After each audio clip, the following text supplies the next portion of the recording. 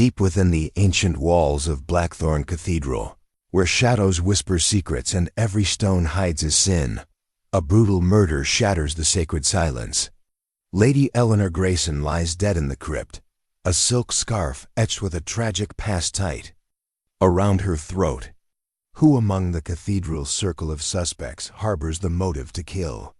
Was it the ambitious reverend hiding financial ruin?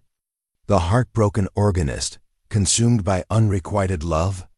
The disgraced doctor guarding a scandal?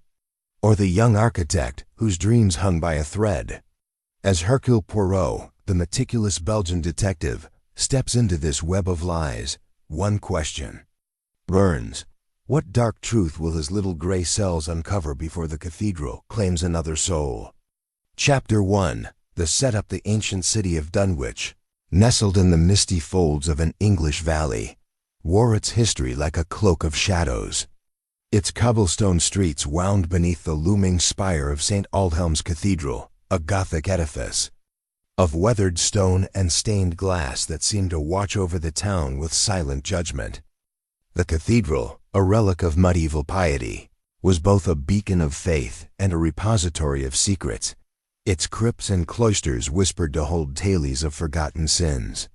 It was here, in the autumn of 1898, that a subtle unease began to stir, like the first ripples of a storm gathering unseen. Captain Arthur Hastings, weary from a long journey by train, stepped onto the platform of Dunwich Station as dusk painted the sky in hues of violet and ash.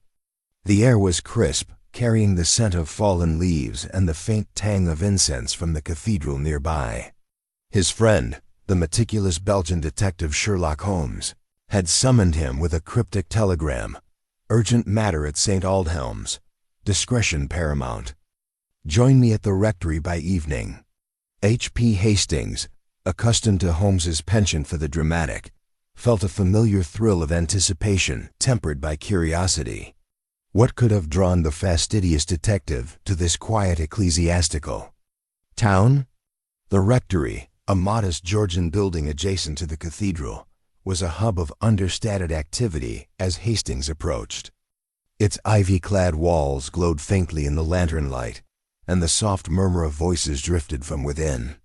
The door was opened by Mrs. Agnes Whitlock, the rectory's housekeeper, a woman of middle years with a stern countenance softened by anxious eyes. "Captain Hastings, I presume?"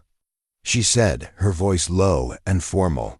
"Monsieur Poirot awaits you in the parlor. The others are there as well." Hastings followed her through a dimly lit hallway, its walls adorned with portraits of somber clerics, their eyes seeming to follow his every step. The parlor was a warm contrast, with a crackling fire casting light on a group of individuals gathered in uneasy civility. The air was thick with the scent of polished wood and old books, and a tray of tea sat untouched on a side table, its steam curling upward like unanswered questions. At the head of the room stood Canon Edmund Rutherford, a tall, gaunt man in his 60s, his clerical collar stark against his black cassock. His face, lined with the weight of responsibility, betrayed a flicker of unease as he greeted Hastings with a nod.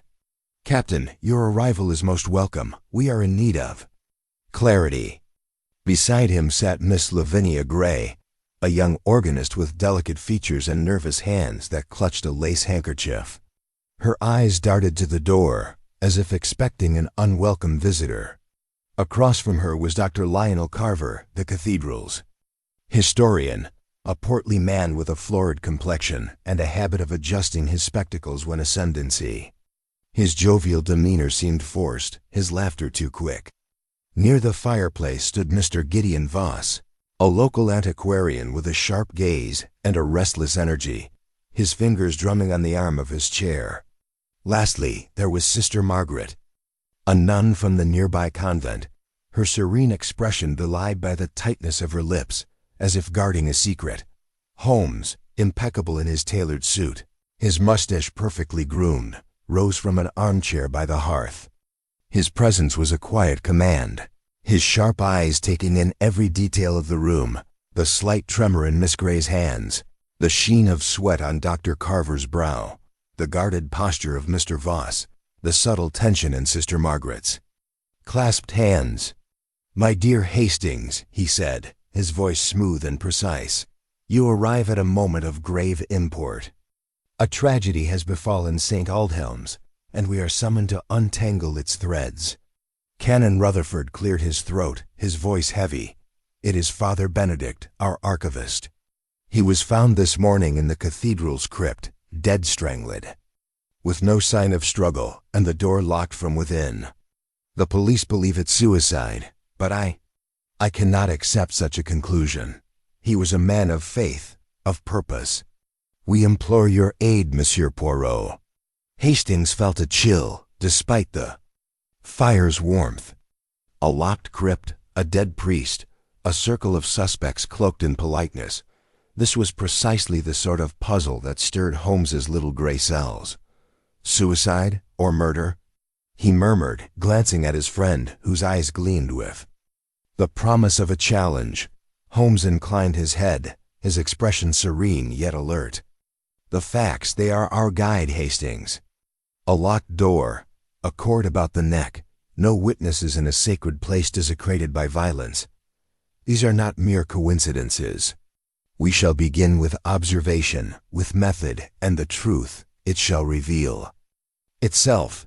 The group in the parlor exchanged glances, their politeness a thin veneer over unspoken tensions.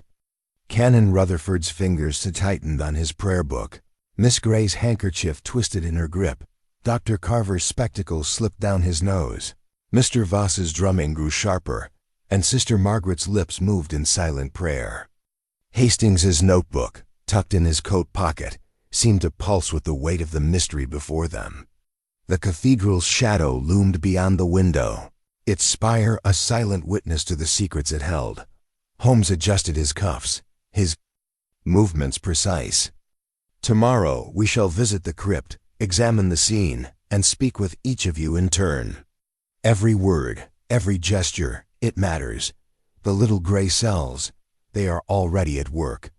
As the group dispersed, their footsteps echoing in the rectory's halls, Hastings lingered, his mind racing.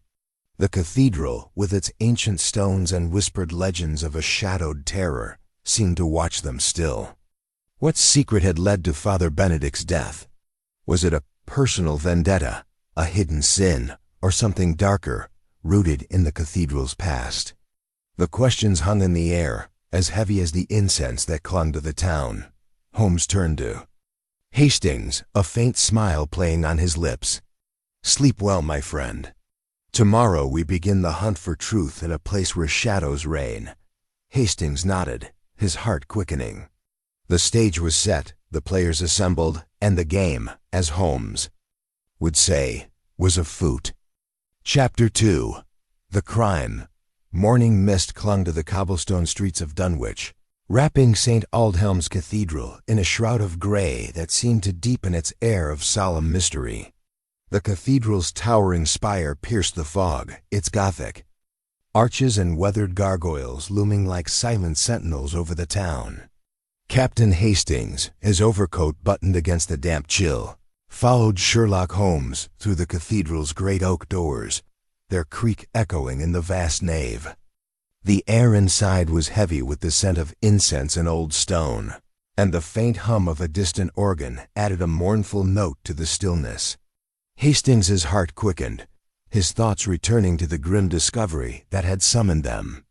Father Benedict, the cathedral's archivist, found dead in the crypt, strangled in a locked chamber. Holmes, immaculate in his tailored suit, moved with deliberate precision, his sharp eyes scanning the surroundings, the high vaulted ceiling, the flickering votive candles, the intricate stained glass windows casting fractured rainbows across the pews. His mustache twitched slightly, a sign Hastings recognized as the detective's mind already at work, piecing together the invisible threads of the mystery. "The cathedral, Hastings," Holmes murmured, his voice low and melodic. "It is a place of sanctity, yet it harbors a crime most profane. We must tread carefully, for the truth lies hidden in the shadows." They were met at the transept by Canon Edmund Rutherford, His gaunt frame stooped under the weight of grief and responsibility. His clerical collar seemed to choke him as he spoke, his voice a strained whisper. "Monsieur Poirot, Captain Hastings, thank you for coming so promptly. The crypt is this way. The police have sealed it, but I insisted they await your inspection before disturbing anything." As they descended the narrow stone staircase to the crypt, the air grew colder, the walls damp with centuries of secrets. The crypt was a low, cavernous chamber, its arched ceiling supported by ancient pillars carved with faded saints. A single oil lamp cast a feeble glow, illuminating the scene of the crime, Father Benedict's body, still untouched at the insistence of Canon Rutherford, lay slumped against a stone sarcophagus. His face, pale and serene, bore no signs of struggle, yet a coarse hempen cord was knotted tightly around his neck. The heavy iron door to the crypt, now ajar, had been locked from the inside when the body was discovered, the only key found in Father Benedict's pocket. A small wooden table nearby held a scattering of paper's old manuscripts, their edges curled with age and a quill pen, its ink dried in the well. Hastings felt a chill, not from the cold, but from the eerie stillness of the scene. Strangled.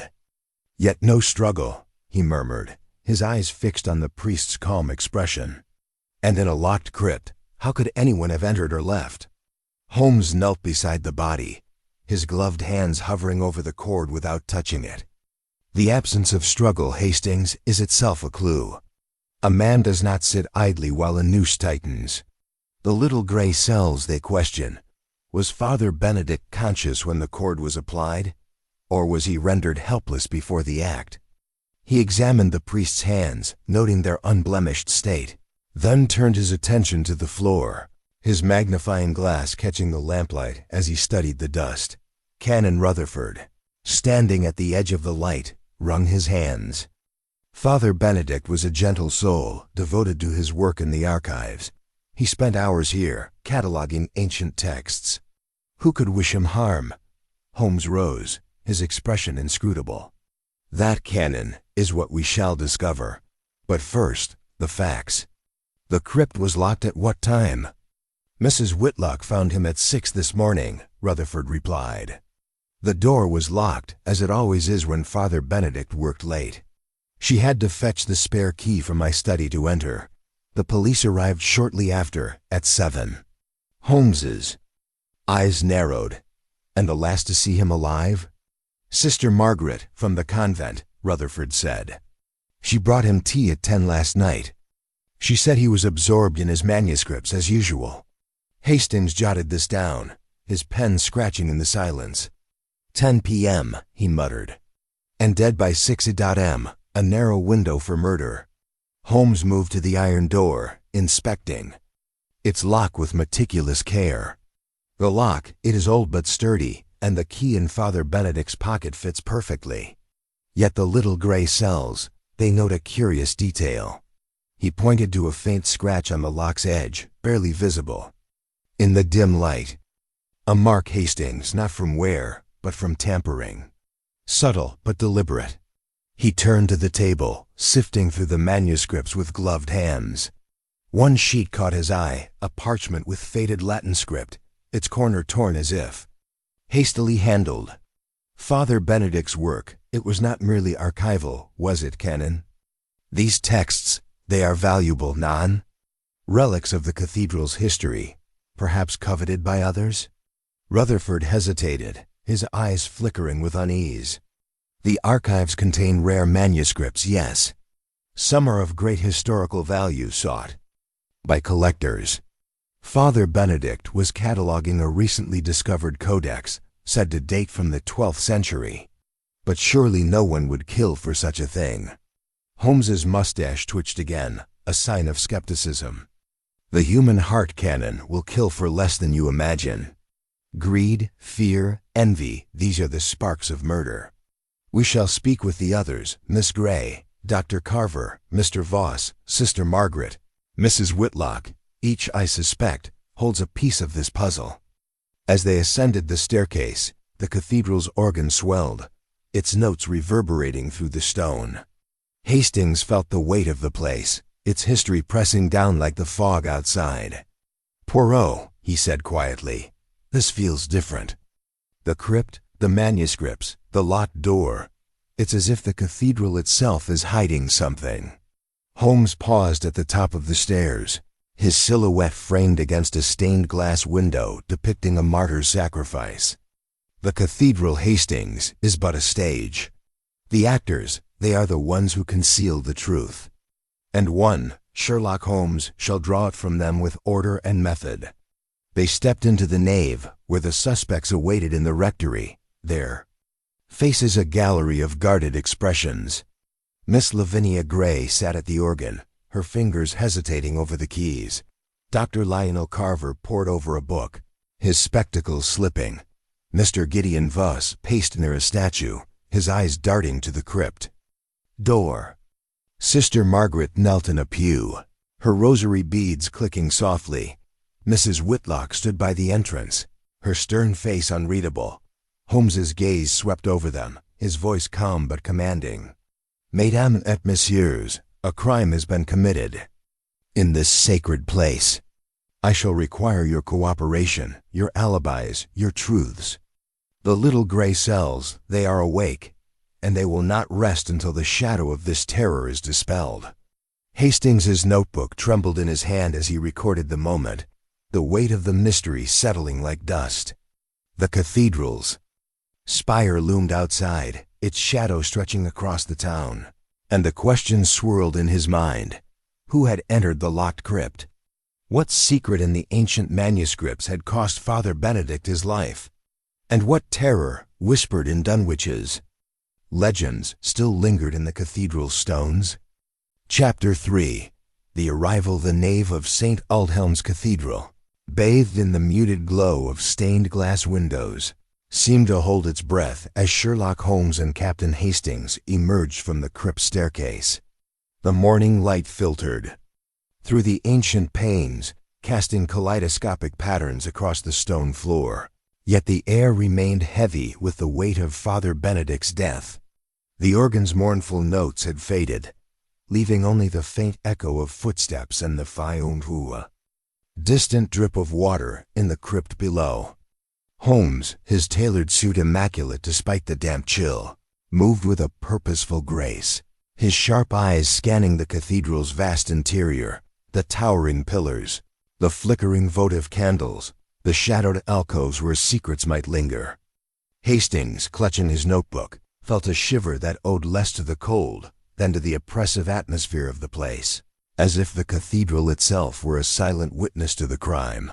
Holmes's arrival in Dunwich had been unexpected, summoned by Canon Rutherford's urgent plea, yet his presence seemed to shift the very air, as if the cathedral recognized a force capable of piercing its mysteries. The detective's mustache twitched slightly, a telltale sign of his mind already at work, weaving the threads of observation into a tapestry of logic. "Hastings," he murmured, his voice low and melodic. "The scene of a crime, it is like a book waiting to be read. The crypt has spoken its first chapter, but the story, it is far from complete." They crossed the nave to the rectory, where the suspects awaited, their faces a study in guarded apprehension. Canon Rutherford stood by the parlor door, his gaunt frame rigid with tension, his prayer book clutched like a shield. Miss Lavinia Gray sat at a small table, her delicate hands twisting her lace handkerchief, her eyes darting nervously to the cathedral beyond. Dr. Lionel Carver, the historian, adjusted his spectacles, his florid face betraying a forced calm.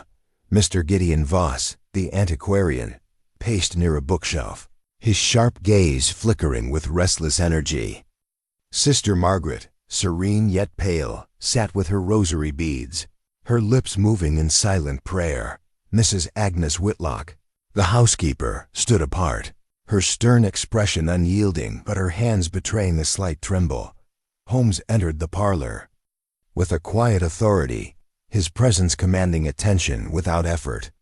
"Mesdames et messieurs," he said, his voice cutting through the tense silence, "a grave tragedy has befallen St. Aldhelm's. Father Benedict, a man of faith and scholarship, lies dead, and I, Sherlock Holmes, have been called to uncover the truth. I shall require your patience and your candor, for the little gray cells, they see all, and they forgive nothing. Canon Rutherford stepped forward, his voice strained but courteous. Monsieur Poirot, we are grateful for your presence. The police, they are baffled by the locked crypt, and I cannot believe Father Benedict took his own life. He was a man of purpose, devoted to the cathedral's archives. Holmes inclined his head, his eyes gleaming with interest. The police. They see only the surface, Canon. A locked door, a cord about the neck. These are but the stage dressing. The truth, it lies in the details, and I shall find them. Let us begin with your accounts of last night. Every moment, every movement, it matters.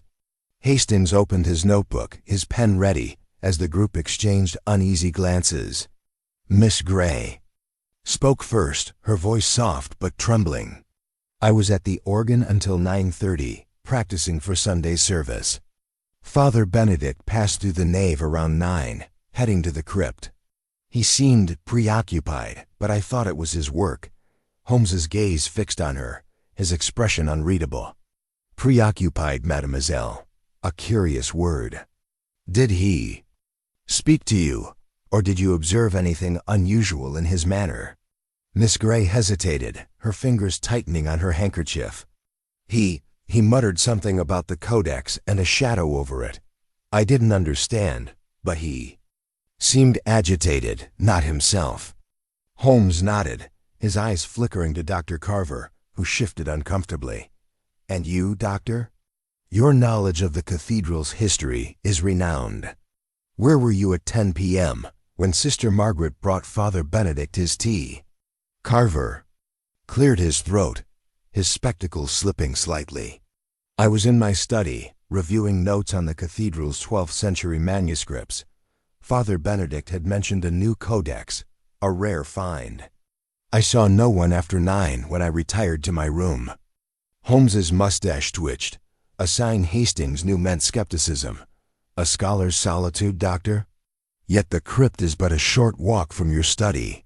Did you not hear anything, footsteps perhaps, or the echo of a door? Carver's face reddened. The cathedral is full of sounds, Monsieur Poirot. I heard nothing unusual. Mr. Voss, his pacing halted, spoke next, his voice sharp with impatience. I was in my lodgings in town by 10, as Mrs. Whitlock can attest. I had no business in the cathedral after dusk. Father Benedict's work was his own affair. Holmes turned to Mrs. Whitlock, whose stern face remained impassive. And you, madame? You discovered the body at 6 this morning. What brought you to the crypt so early? The housekeeper's eyes met his, unflinching. Father Benedict often worked late, and I checked the crypt each morning to ensure all is in order. I found the door locked, as usual, and used the spare key from the canon's study. When I saw him, I knew it was no natural death. Sister Margaret, her rosary beads clicking softly, spoke last. I brought Father Benedict tea at 10, as I often did. He was at his table, surrounded by manuscripts. He thanked me, but his mind was elsewhere. I returned to the convent by 10:15. Holmes paced slowly, his cane tapping lightly on the floor. A precise timeline, yet the little gray cells, they sense inconsistencies. A locked crypt, a single key, a tampered lock, a torn manuscript. These are not the work of chance. Someone entered that crypt after Sister Margaret's visit, and someone ensured the door appeared locked. Hastings scribbled furiously, his mind racing to keep up. The alibis so neatly presented seemed to crumble under Holmes's scrutiny. Poirot, he ventured, the scratch on the lock, you think it was deliberate, don't you? But how could anyone enter without the key? Holmes's eyes gleamed with quiet triumph. The how, Hastings, is a matter of method. The why, it is a matter of motive. Father Benedict's work on the codex, it was no mere archival task. Its value, its secrets, they stirred the hearts of those around him. We shall return to the crypt, Examine every stone, every shadow. And you, Miss Amos, he said, turning to the suspects, prepare yourselves. The truth, it is relentless. As the group dispersed, their footsteps echoing in the rectory's halls, Hastings felt the cathedral's weight pressing down.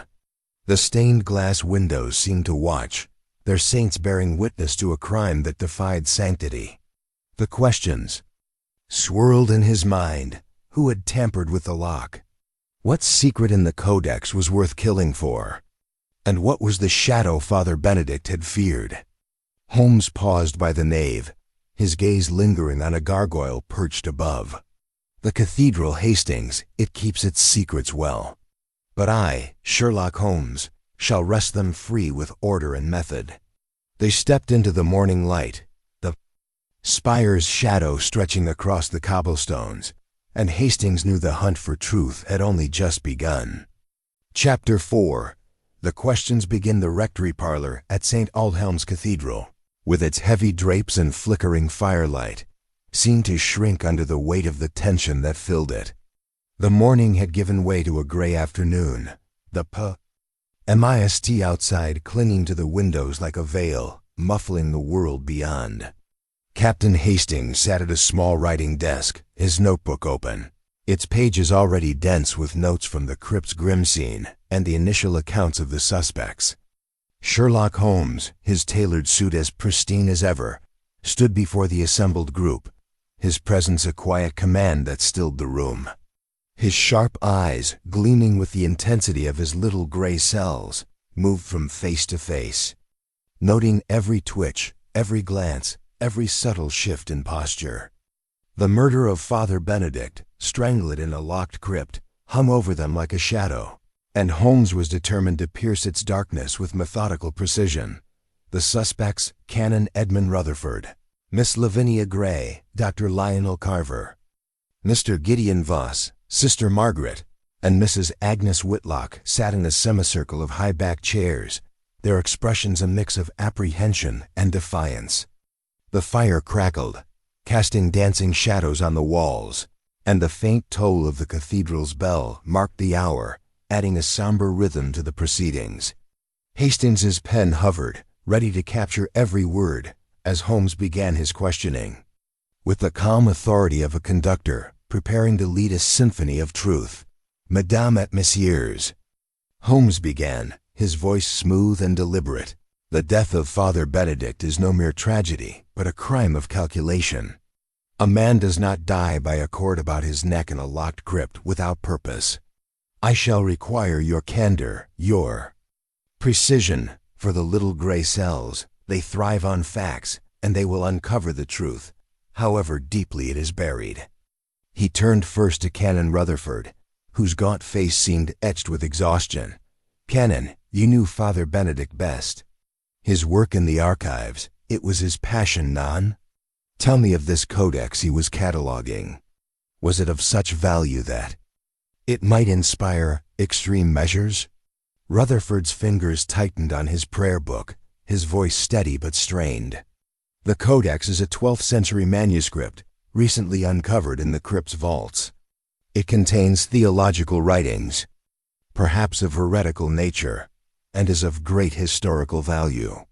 Father Benedict was meticulous in his study, but he shared little, saying only that it held truths best left undisturbed. I cannot imagine it drove anyone to murder. Holmes's mustache twitched, a sign of skepticism. Truths undisturbed. Canon, yet they disturbed Father Benedict enough to preoccupy him. Did he speak of threats, of fears, in the days before his death? Rutherford hesitated, his eyes flickering to the others. He was unsettled. He mentioned a shadow over the cathedral, but I thought it a figure of speech, a reflection of his intense work. Holmes nodded, his gaze shifting to Miss Lavinia Gray, whose delicate hands trembled as she clutched her handkerchief. Mademoiselle Gray, you saw Father Benedict at 9 p.m., passing through the nave. You said he spoke of the codex and the shadow. Describe his demeanor, his exact words, if you please. Miss Gray's voice was soft, almost a whisper. He was pale, Monsieur Poirot, his eyes distant. He said, "Lavinia, the Codex speaks of shadows that linger, of sins not forgotten." I thought he meant the cathedral's history, its old legends. He hurried to the crypt, and I didn't see him again. Holmes's eyes narrowed, noting the quiver in her voice. "Legends, mademoiselle. The cathedral, it is said to harbor a shadowed terror. Did Father Benedict believe in such tales, or was his fear more tangible?" Miss Gray's hands twisted her handkerchief tighter. "He never spoke of ghosts, but he was anxious, as if someone watched him. I thought it was his imagination." Holmes turned to Dr. Carver, whose florid face glistened with a sheen of sweat. "Doctor, your expertise in the cathedral's history makes you a guardian of its secrets. You were in your study at 10 p.m., yet the crypt is nearby. Did you hear nothing, a cry, a footstep, a door?" Carver adjusted his spectacles, his voice gruff. "The cathedral is full of echoes, Monsieur Poirot. I was absorbed in my notes. The Codex interested me, yes, but Father Benedict was secretive. I heard nothing unusual." Holmes's gaze lingered, his tone sharp. "Nothing unusual, doctor. Yet a man died within earshot. The little gray cells, they wonder at your focus." He moved to Mr. Voss, whose restless energy seemed barely contained. "Monsieur Voss, you claim to have been in your lodgings by 10. Yet as an antiquarian, the Codex would be of great interest, non? Did you visit the cathedral that night, perhaps, to glimpse this treasure?" Voss's sharp eyes met Holmes's, his voice clipped. "I deal in artifacts, not murder. I was in town, as Mrs. Whitlock can confirm. Father Benedict's work was his own, and I had no part in it." Holmes turned to Mrs. Whitlock, her stern face unyielding. "Madame, you found the body at 6. O.M. The spare key, it was in the canon's study, yet you fetched it without hesitation. Had you reason to suspect something amiss before entering the crypt?" Mrs. Whitlock's lips tightened. "Father Benedict often worked late, but he was punctual for morning prayers. When he didn't appear, I checked the crypt. The door was locked, as always. I saw no need to suspect foul play until I found him." Finally, Holmes addressed Sister Margaret, whose serene demeanor seemed a mask for deeper unease. "Sister, you brought tea at 10 p.m., described Father Benedict's state. Did he seem afraid, distracted?" Sister Margaret's rosary beads clicked softly. "He was at his table, surrounded by manuscripts. He thanked me, but his voice was strained. He said, 'The Codex reveals too much.' I thought he meant its theology. I left him to his work." Holmes paced slowly, his cane tapping a steady rhythm. "A codex that reveals too much, a shadow that lingers, a lock tampered with. These are not mere details, but signposts to the truth. Each of you, your alibis are precise, yet the little gray cells, they detect contradictions. The scratch on the lock, the torn manuscript, the absence of struggle, these speak of a crime planned with care." Hastings's pen scratched furiously, capturing every word, his mind racing with questions. "Poirot," he said quietly, "the Codex seems central. Could it hold a secret worth killing for?" Holmes's eyes gleamed. "Precisement, Hastings. The Codex, it is the heart of this mystery. Its value, its secrets, they stirred passions, greed, fear, perhaps even vengeance. We shall return to the crypt, examine the manuscripts, and test these alibis against the facts." As the group dispersed, their footsteps heavy with unease, Holmes lingered, his gaze fixed on a stained glass window depicting a saint battling a shadowy demon. The cathedral, Hastings, it is a place of light and darkness.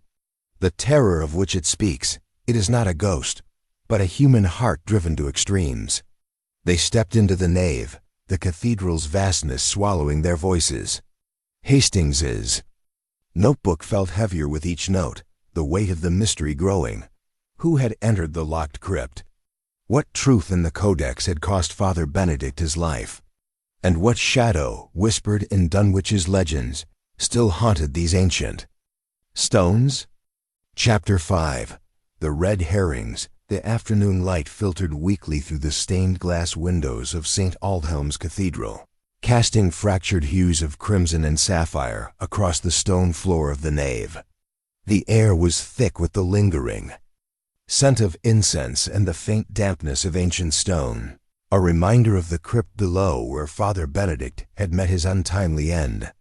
Captain Hastings followed Sherlock Holmes through the cathedral's echoing halls, his notebook clutched tightly, its pages brimming with the alibis and subtle contradictions gleaned from the morning's interrogations. The detective's measured steps and impeccable attire belied the intensity of his focus, his sharp eyes darting to every shadow, every detail, as if the cathedral itself might whisper its secrets. Hastings felt the weight of the mystery pressing down, the locked crypt and the strangled priest forming a puzzle that seemed to defy reason. Holmes paused by a stone pillar, his cane resting lightly against the floor, his mustache twitching with a flicker of amusement. "Hastings," he said, his voice low and melodic, "the little gray cells, they are intrigued. A crime such as this, it thrives on misdirection, on the red herrings that lead the unwary astray. The police, they have already stumbled into such a trap, and we must be vigilant to avoid the same." Hastings frowned, his pen poised over his notebook. "The police? You mean their theory of suicide? But Poirot, you've already shown the lock was tampered with, and the cord around Father Benedict's neck suggests murder." Holmes's eyes gleamed with quiet triumph. "Precisement, my friend. Yet the police, in their haste, have seized upon a more convenient suspect. Come, let us see how the net of suspicion has been cast." They made their way to the rectory, where a local constable, Inspector Hargreaves, awaited with Canon Rutherford. The inspector, a stout man with a bristling mustache and a harried expression, stood in the parlor, his notebook open to a page of scrawled notes. His eyes narrowed as Holmes entered, a mix of skepticism and grudging respect in his gaze. "Monsieur Poirot," he said, his tone clipped, "I've heard of your methods, but I assure you we have matters well in hand. The evidence points to Mr. Gideon Vos, the antiquarian. He's our man." Holmes raised an eyebrow, his expression one of polite curiosity. "Indeed, Inspector? And what evidence leads you to such a conclusion?" Hargreaves puffed out his chest, clearly eager to assert his authority. "Vos was seen near the cathedral at dusk, despite claiming he was in his lodgings by 10. A groundskeeper reported him lingering by the crypt entrance, looking furtive. And his trade in artifacts, well, that codex Father Benedict was studying is worth a fortune to collectors. Vos had motive, means, and opportunity." Hastings scribbled the inspector's words, his mind racing. Vos, with his sharp gaze and restless energy, had seemed guarded, but a murderer? The accusation felt too neat, too hasty. He glanced at Holmes, whose faint smile suggested he shared the sentiment. "The motive. It is compelling, Inspector," Holmes said, his voice smooth as velvet. "Yet the little gray cells they question. A man of Vos's intellect would he commit so bold a crime and linger to be seen? Let us examine this red herring, shall we, before it leads us astray." Holmes turned to Canon Rutherford, who stood by the fireplace, his gaunt face pale with worry. "Canon, you mentioned the codex's value. Did Mr. Vos express particular interest in it, or did others share his curiosity?" Rutherford hesitated, his fingers tightening on his prayer book. "Mr. Vos did inquire about the codex, yes, but so did Dr. Carver, given his historical studies. Father Benedict was protective, almost secretive about it. He said it contained unsettling revelations." Holmes's eyes narrowed, his interest piqued. "Unsettling, Canon? A curious choice of words. We shall return to the crypt to examine this codex and the scene once more. But first, let us speak with Mr. Vos, to test the inspector's theory."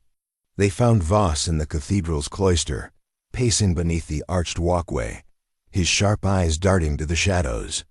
His hands were clasped behind his back, but his posture was tense, as if he sensed the accusation hanging over him. "Monsieur Poirot," he said, his voice clipped, "I hear the police have made me their scapegoat. I assure you, I had no part in Father Benedict's death." Holmes regarded him calmly, his gaze piercing. "Monsieur Voss, you were seen near the crypt at dusk, yet you claim to have been in your lodgings by 10. The Codex, it is a treasure you would value, non? Tell me, what brought you to the cathedral that evening?" Voss's jaw tightened, but he met Holmes's gaze. "I was curious, I admit. The Codex is a rare find, and Father Benedict's secrecy intrigued me. I visited the cathedral to discuss it with him, but he was already in the crypt, and I did not enter. I returned to my lodgings by 9:30, as Mrs. Whitlock can confirm." Holmes nodded, his expression unreadable.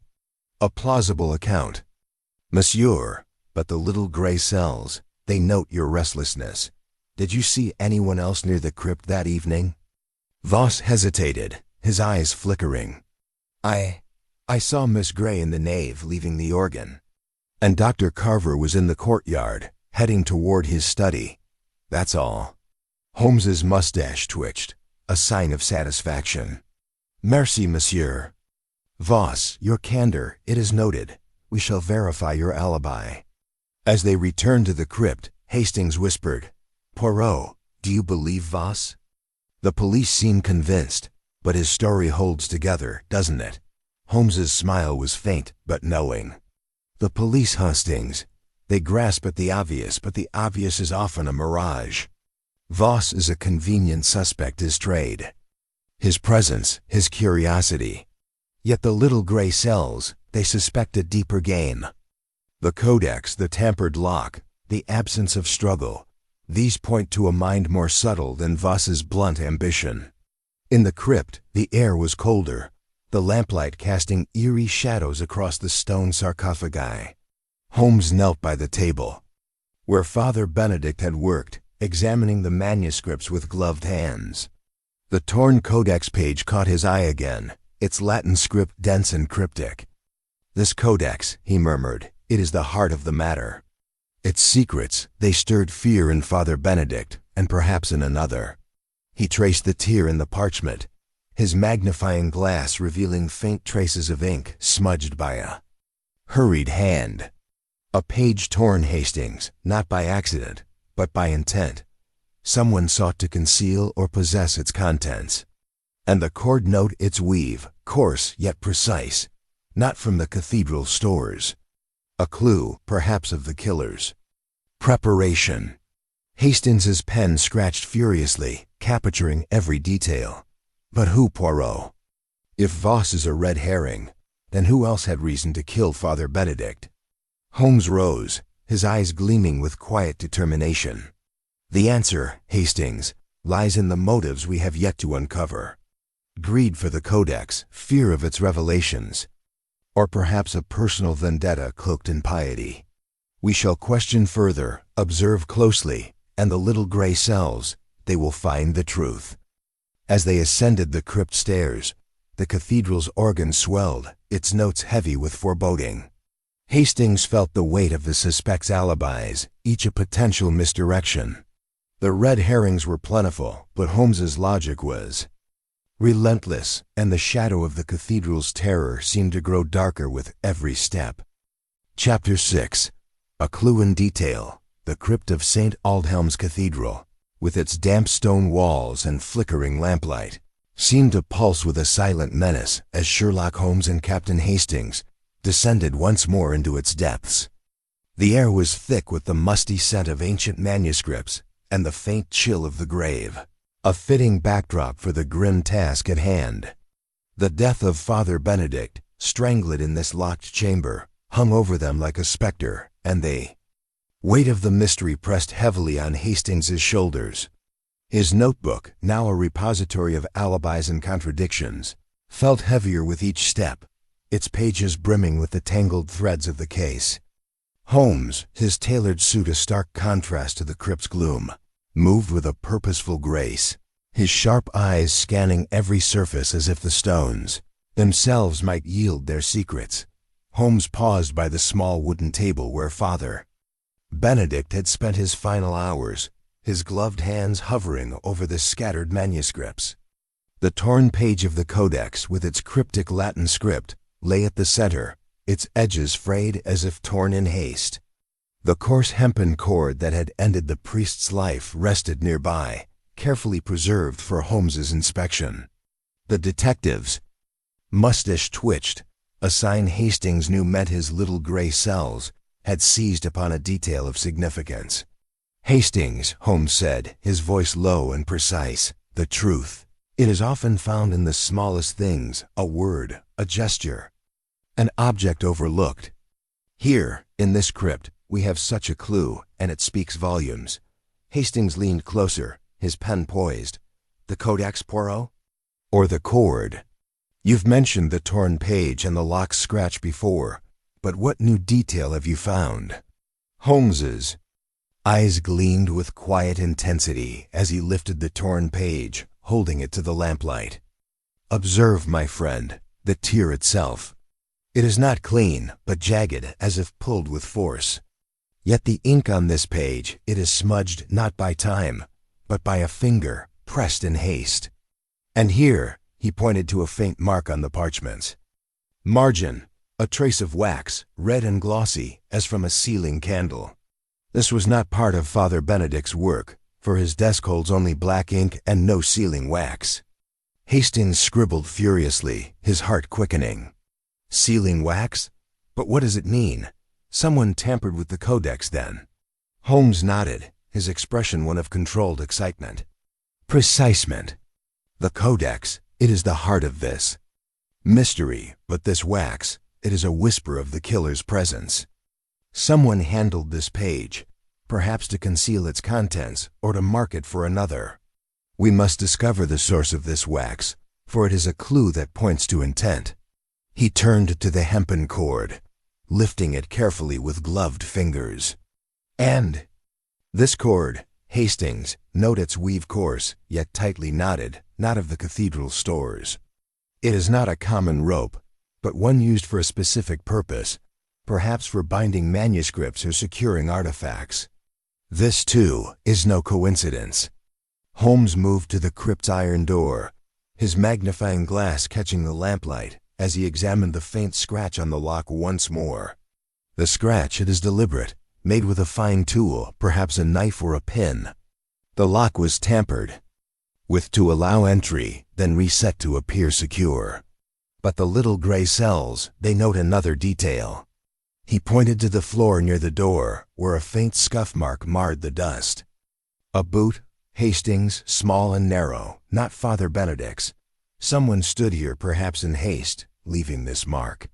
Hastings's mind raced, the clues piling up like pieces of a shattered mosaic. A small boot? That could point to Miss Gray or Sister Margaret, couldn't it? Or even Mrs. Whitlock. Holmes's smile was faint but knowing. "Patience, Hastings. The clue, it is but a thread. We must weave it into the tapestry of motive and opportunity. Let us return to the rectory. For the suspects, they hold the answers, even if they do not yet know it." They ascended the crypt stairs, the cathedral's vast nave swallowing their footsteps. The organ was silent now, but the air vibrated with the weight of unspoken truths. In the rectory parlor, the suspects awaited, their faces a gallery of unease. Canon Rutherford stood by the window, his prayer book clutched tightly. Miss Lavinia Gray sat with her hands folded, her eyes avoiding Holmes's gaze. Dr. Lionel Carver adjusted his spectacles, his jovial mask slipping. Mr. Gideon Voss, no longer pacing, sat rigidly, his sharp eyes wary. Sister Margaret's rosary beads clicked softly, and Mrs. Whitlock stood by the door, her stern face unreadable. Holmes addressed them with calm authority, his cane resting lightly against his side. "Mesdames et messieurs, the crypt has spoken, and its voice is clear. A torn page, a trace of red sealing wax, a scuff mark by the door. These are the fingerprints of murder. I ask you now, Who among you uses red sealing wax or knows of its presence in the cathedral? A ripple of tension passed through the room. Canon Rutherford shook his head. There is no sealing wax in the archives. Father Benedict used only ink and paper. Miss Gray's voice trembled. I have no such wax. My work is with the organ, not manuscripts. Dr. Carver cleared his throat, his face reddening. My study has wax, but it's black for sealing letters. I've not seen red wax in the cathedral. Mr. Voss's eyes narrowed. I deal in artifacts, Monsieur Poirot, but my wax is green, from my own correspondence. You're chasing phantoms. Sister. Margaret's beads paused, her voice soft. The convent uses no sealing wax. Our letters are simple, without such adornments. Mrs. Whitlock's expression remained impassive. The rectory has no red wax, monsieur. The cathedral stores are practical, not decorative. Holmes's gaze lingered on each, his eyes piercing. Yet the wax exists, and it was in the crypt. Someone brought it there, perhaps unknowingly, perhaps with purpose. And the cord its weave is distinctive. Does anyone know of such a rope? Perhaps used for binding or storage? Silence answered, broken only by the crackle of the fire. Hastings's pen scratched, capturing the moment's tension.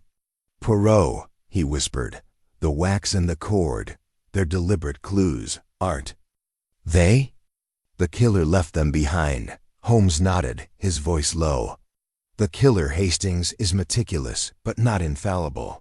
The wax, the cord, the scuff mark, they are the cracks in their facade. We shall search the cathedral, the rectory, the convent, for the source of these clues. And we shall observe, for the guilty, they cannot hide from the little gray cells. As the group dispersed, their footsteps heavy with unease, Holmes lingered by the fireplace, his gaze fixed on a small brass candlestick. The cathedral, Hastings. It is a labyrinth of secrets, but the clues, they are the Ariadne's thread. We shall follow them, and the truth, it shall emerge. They stepped into the nave, the cathedral's shadows lengthening as the afternoon waned. Hastings's notebook felt like a map to a hidden truth, and the question swirled. Who had brought the red wax to the crypt? What secret in the codex had sparked murder? And whose small boot had left the scuff mark that betrayed their presence? Chapter 7. More lies surface. The late afternoon light filtered through the stained glass windows of St. Aldhelm's Cathedral, casting a mosaic of muted colors across the stone floor of the rectory parlor. The air was heavy with the scent of wax and old books, and the distant toll of the cathedral's bell added a somber cadence to the gathering tension. Captain Hastings sat at a small writing desk, his notebook open, its pages dense with the clues and contradictions unearthed in the crypt Father Benedict's strangulation. The torn codex page, the red sealing wax, the scuff mark, and the coarse hempen cord.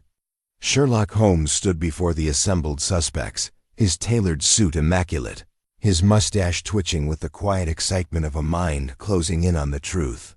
His sharp eyes swept over the group: Canon Edmund Rutherford, Miss Lavinia Gray, Dr. Lionel Carver, Mr. Gideon Voss, Sister Margaret, and Mrs. Agnes Whitlock, each face a mask concealing secrets that were beginning to crack under his relentless scrutiny. Holmes clasped his hands behind his back, his voice smooth and deliberate, cutting through the parlor's stifling silence. Mesdames et messieurs, he began, the murder of Father Benedict is a tapestry woven with deception. The clues, the torn codex, the red wax, the scuff mark, the cord, they point to a crime of calculation. But it is the lies, the half-truths, that now surface to betray the guilty. The little gray cells, they demand candor, and I shall have it. Hastings's pen hovered, his heart quickening as he sensed the shift in the room's atmosphere. The suspects, seated in their high-backed chairs, exchanged uneasy glances, their earlier composure fraying like the edges of the codex page. Holmes's gaze settled on Canon Rutherford, whose gaunt face seemed paler in the dim light. Canon, he said, you spoke of Father Benedict's unease, his talk of a shadow over the codex. Yet you withheld a detail, did you not? He confided in you, days before his death, about a discovery in the manuscript, something that troubled him deeply. Rutherford's fingers tightened on his prayer book, his voice strained. Monsieur Poirot, I meant no deception. Father Benedict mentioned a passage in the codex, a reference to a sin of the cathedral, a betrayal from centuries past. He feared it might stir controversy, perhaps even danger, but he would not elaborate. I urged him to share it with the bishop, but he refused. Holmes's eyes narrowed, his tone sharp. A sin canon? And you did not press him further? The little gray cells, they find this reticence curious for a man of your authority. Rutherford's shoulders slumped, his voice barely audible. I thought it a scholar's fancy, nothing more.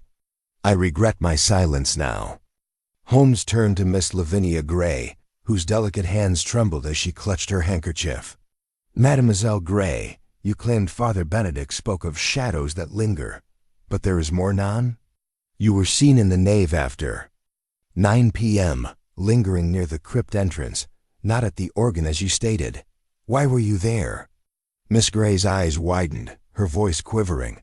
I was concerned for him. After he spoke so strangely, I followed him to the crypt door. But I didn't enter. I heard voices his and another, low and urgent. I couldn't make out the words. I returned to the organ, afraid to interfere. Holmes's mustache twitched, a sign of interest. Voices, mademoiselle. A man or a woman? This is no small detail. Miss Gray hesitated, her face paling. A man, I think. But it was muffled, and the cathedral echoes so. I swear, I meant no harm. Hastings scribbled furiously, his mind racing. Voices in the crypt, a new thread in the mystery. He glanced at Holmes, who turned to Dr. Lionel Carver, whose florid face glistened with sweat. Doctor, your study is near the crypt, yet you heard nothing at 10 p.m. But your notes, they mention the codex repeatedly. Did you seek to possess it, perhaps to claim its discovery as your own? Carver's spectacles slipped, his voice indignant. I am a historian. Monsieur Poirot, not a thief. Yes, I was curious about the codex, but Father Benedict guarded it jealously. I was in my study, as I said, and heard nothing but the storm. Holmes's gaze was unrelenting. Yet your study, doctor, contains red sealing wax, does it not? Not black, as you claimed, but red, hidden among your papers. The little gray cells, they observed it during our earlier visit. Carver's face reddened further, his hands clenching. A mistake, monsieur. I use red wax occasionally, for personal letters. It means nothing. Holmes moved to Mr. Gideon Vos, whose sharp eyes betrayed a flicker of unease. Monsieur Vos, you were seen near the crypt at dusk, yet you claim to have left by 9:30. But your lodgings, they are not so far, and your interest in the codex is well known. Did you return that night, perhaps to negotiate with Father Benedict? Vos's voice was sharp, defensive. I told you, I was in town. The codex is valuable. Yes, but I'm no murderer. If I wanted it, I'd have bought it, not killed for it. Holmes turned to Sister Margaret, her serene demeanor cracking under his scrutiny. Sister, you brought tea at 10 p.m., yet you did not mention the state of Father Benedict's desk. Was it orderly or disturbed, as if someone had searched? Sister Margaret's rosary beads paused, her voice soft. The desk was untidy, papers scattered. I thought it his usual work, but now I wonder if someone had been there before me. Finally, Holmes addressed Mrs. Whitlock, whose stern face remained impassive. Madame, you found the body at 6 a.m., yet you did not mention a small detail, a cord similar to the one around. Father Benedict's neck was seen in the rectory storeroom days before. Did you not notice its absence? Mrs. Whitlock's lips tightened, her voice steady. The storeroom is full of odds and ends, monsieur. I don't inventory every rope. If it was there, I didn't notice it gone. Holmes paced slowly, his cane tapping a steady rhythm. Lies, half-truths, omissions. These are the shadows that obscure the truth. A codex with a dangerous secret. Voices in the crypt, red wax, a missing cord, a scuff mark. These are not coincidences but signposts. Someone among you knows more than they admit, and the little gray cells, they will find you. The room was silent, save for the crackle of the fire and the faint toll of the cathedral's bell. Hastings's pen scratched, capturing the mounting tension. "Poirot," he whispered, "the lies are piling up. The codex is secret, the voices Miss Gray heard. Do you think they're protecting someone?" Holmes's eyes gleamed with quiet determination. "The lies, Hastings, they are the cracks in the facade. The codex holds a truth that someone feared, and that fear led to murder. We shall search the suspects' quarters, examine their possessions, and test their alibis against the clues. The truth, it is close." As the group dispersed, their footsteps heavy with guilt and fear, Holmes lingered by the parlor window, his gaze fixed on the cathedral's spire. "The shadowed terror, Hastings. It is not a ghost, but a human heart driven to desperation. The little gray cells, they will uncover it." They stepped into the nave, the cathedral's shadows deepening as dusk approached. Hastings's notebook felt like a map to a hidden truth, and the question swirled. What sin did the codex reveal?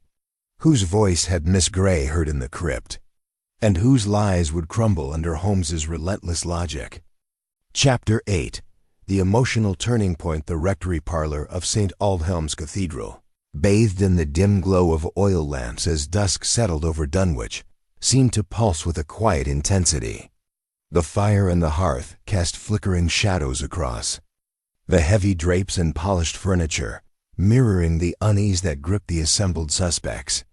Captain Hastings sat at his writing desk, his notebook a chronicle of the mounting clues, the torn codex page, the red sealing wax, the scuff mark, the coarse hempen cord, and now the lies that had begun to unravel.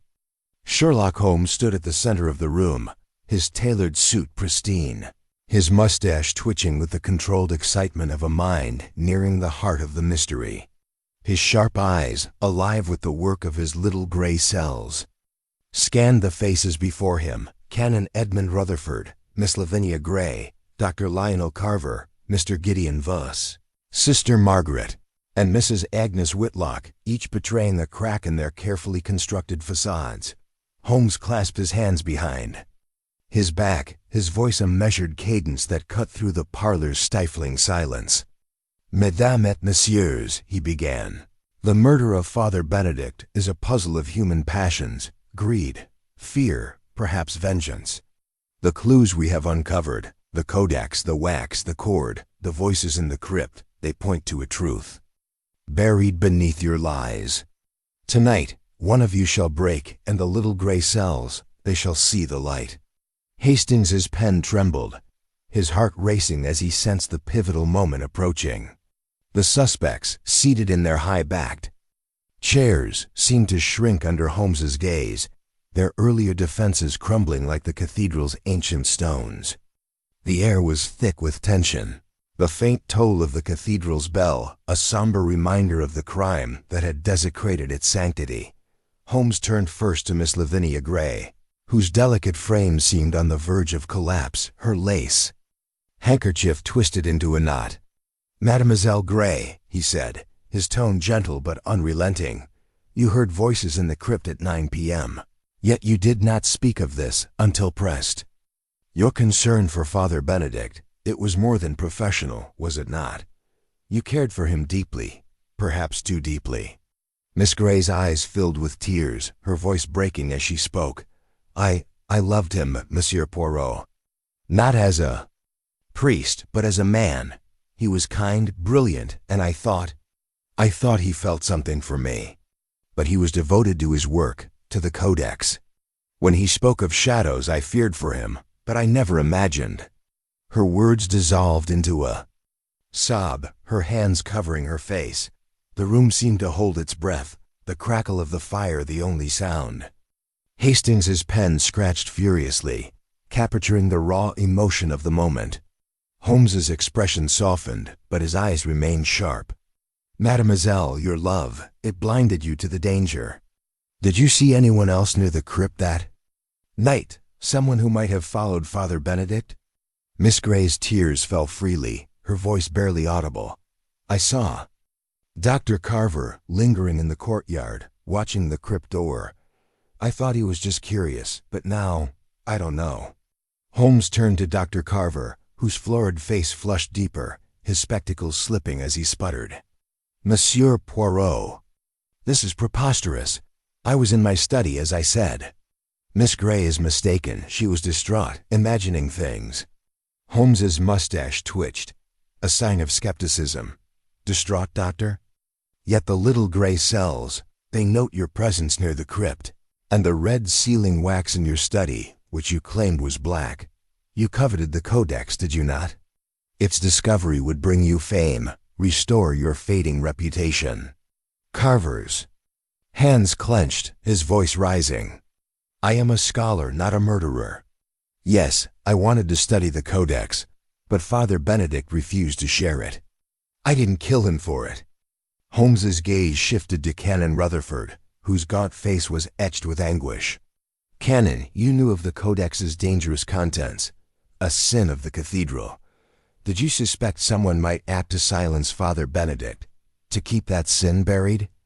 Rutherford's prayer book trembled in his hands, his voice heavy with guilt.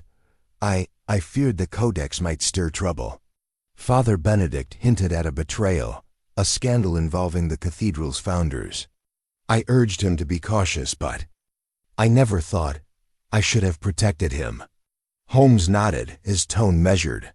"Your silence, Canon, it was a shield, but it left Father Benedict vulnerable.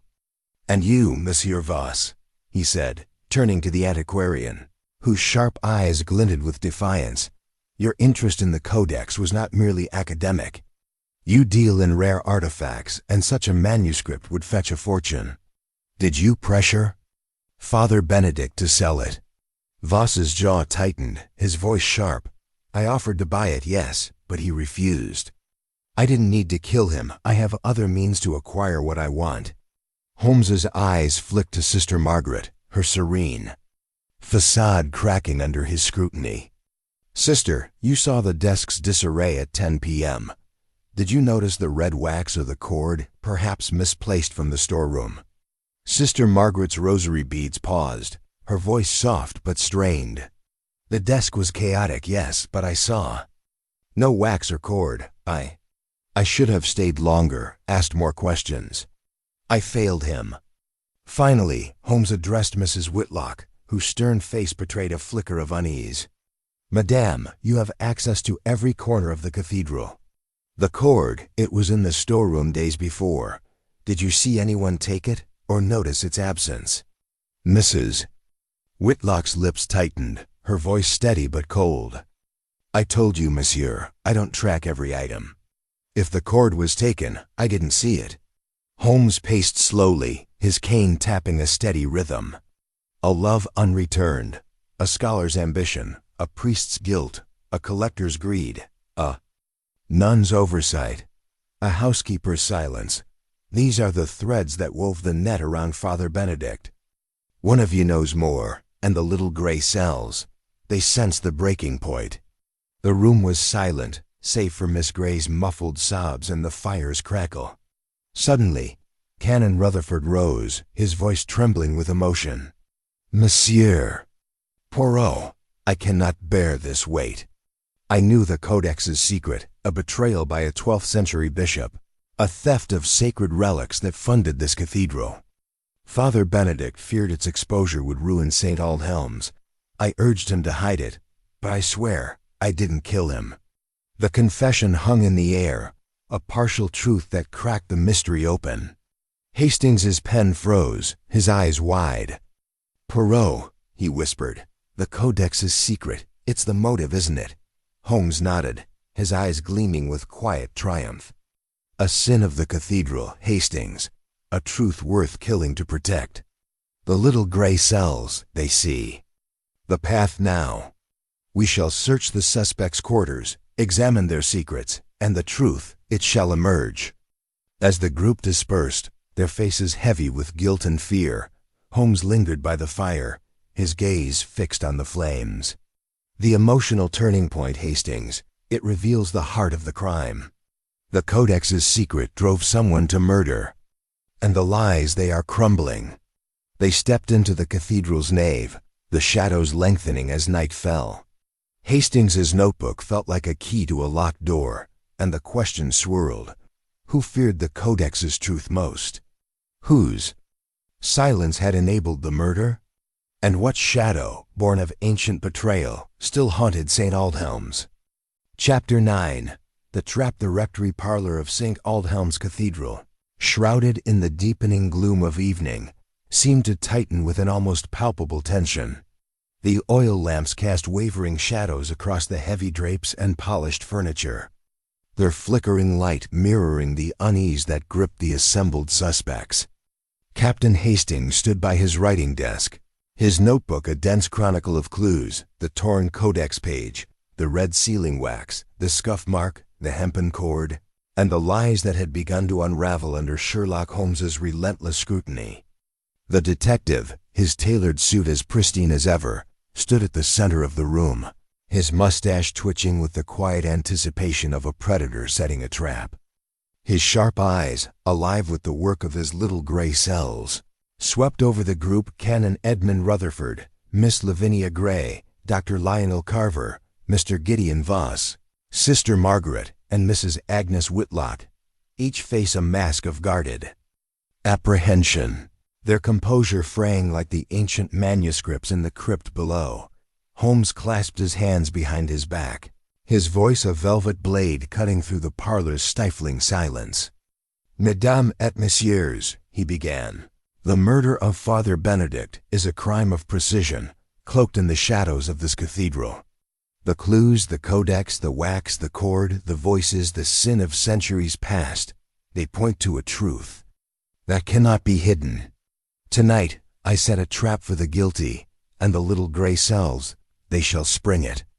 Hastings's pen trembled, his heart pounding as he sensed the climax approaching.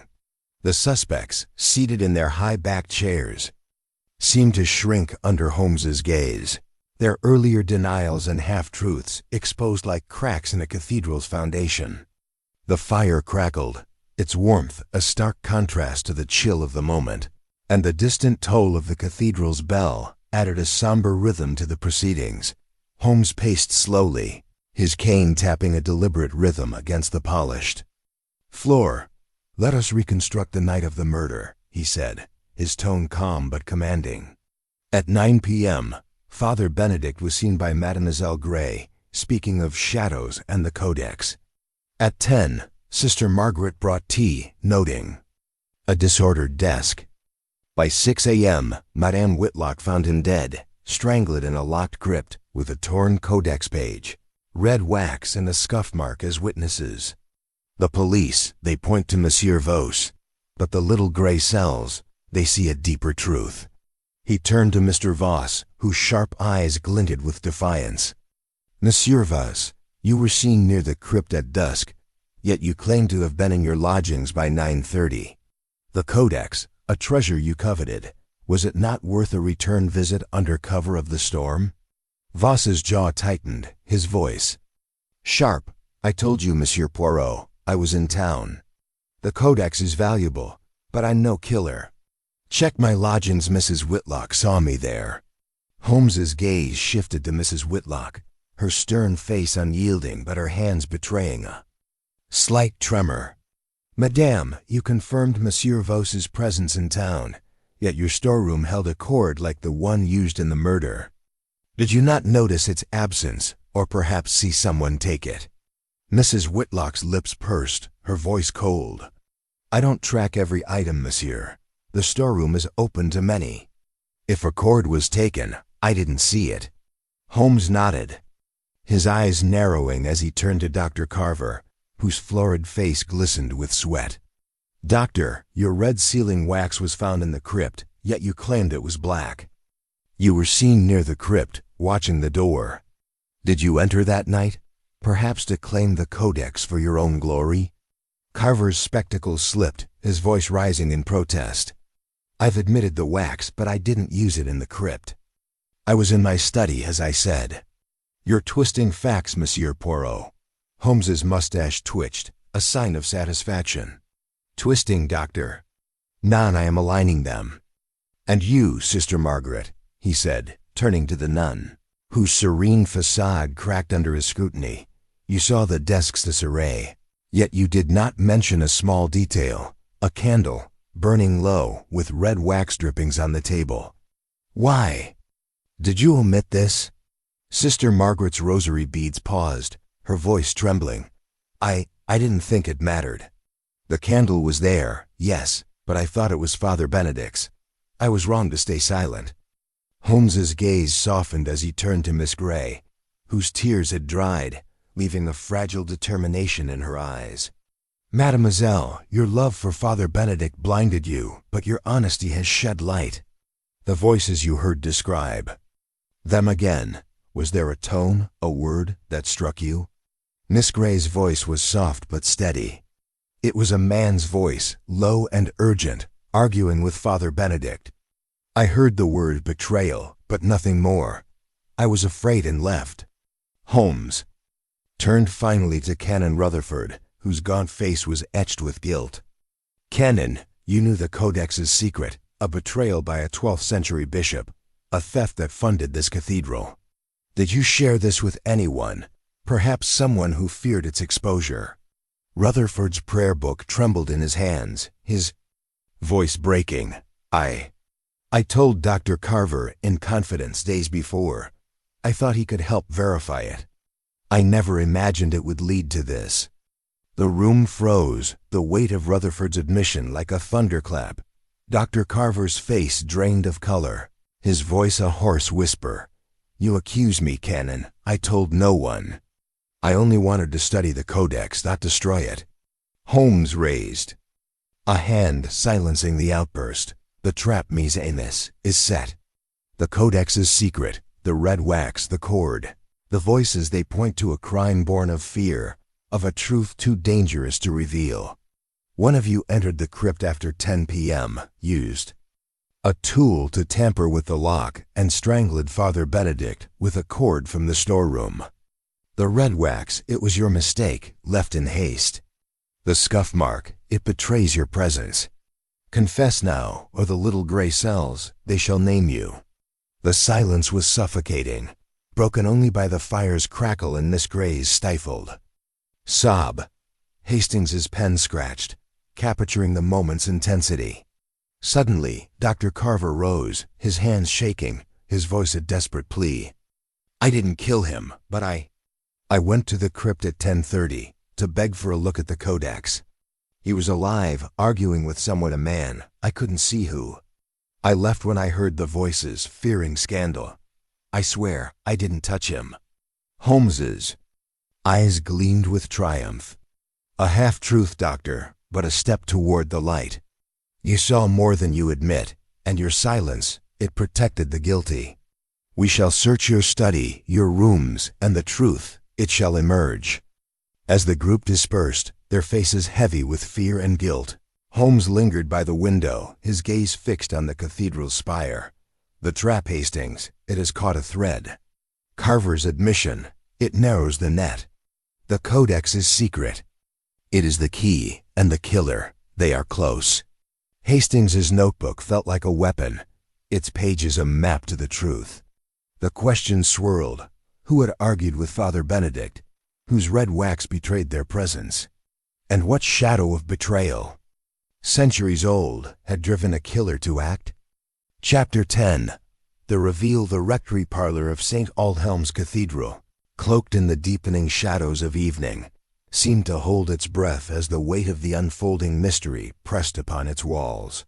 The oil lamps cast a flickering glow, their light dancing across the faces of the suspects, Canon Edmund Rutherford, Miss Lavinia Gray, Dr. Lionel Carver, Mr. Gideon Voss, Sister Margaret, and Mrs. Agnes Whitlock, each seated in a high-backed chair, their expressions a mix of dread guilt, and guarded hope.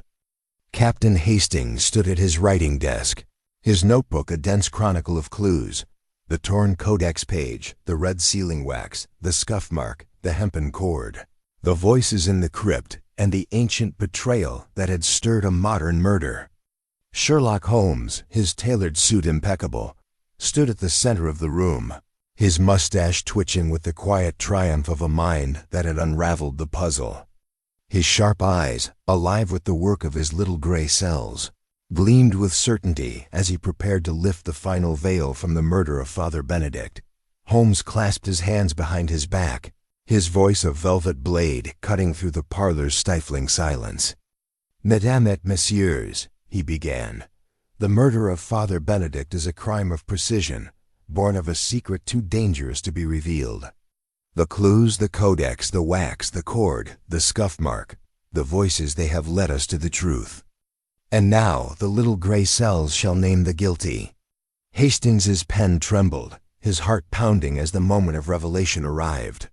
The suspects leaned forward, their faces taut with anticipation, the fire's crackle in the distant toll of the cathedral's bell, the only sounds in the room. Holmes paced slowly, his cane tapping a deliberate rhythm, each step a punctuation to his methodical unraveling of the crime. "Let us reconstruct the night of the murder," Holmes said, his tone calm but commanding. "At 9 p.m., Father Benedict was seen by Mademoiselle Gray, speaking of shadows and the codex, a 12th century manuscript revealing a betrayal, a theft of sacred relics that funded this cathedral. At 10, Sister Margaret brought tea, noting a disordered desk. By 10:30, Dr. Carver visited, hearing voices in argument, one saying betrayal. By 6 a.m., Madame Whitlock found Father Benedict dead, strangled in a locked crypt, with a torn codex page, red sealing wax, a scuff mark, and a hempen cord as witnesses. Holmes turned to the group, his gaze piercing. The police, they pointed to Monsieur Vuss, a convenient suspect with his interest in the codex.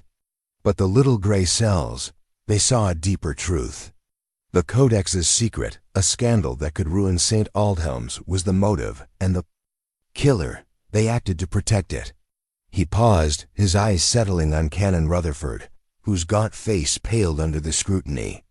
"Canon, you knew the codex's truth, shared it with Dr. Carver, and urged Father Benedict to hide it. Your fear of scandal, it was profound, was it not?"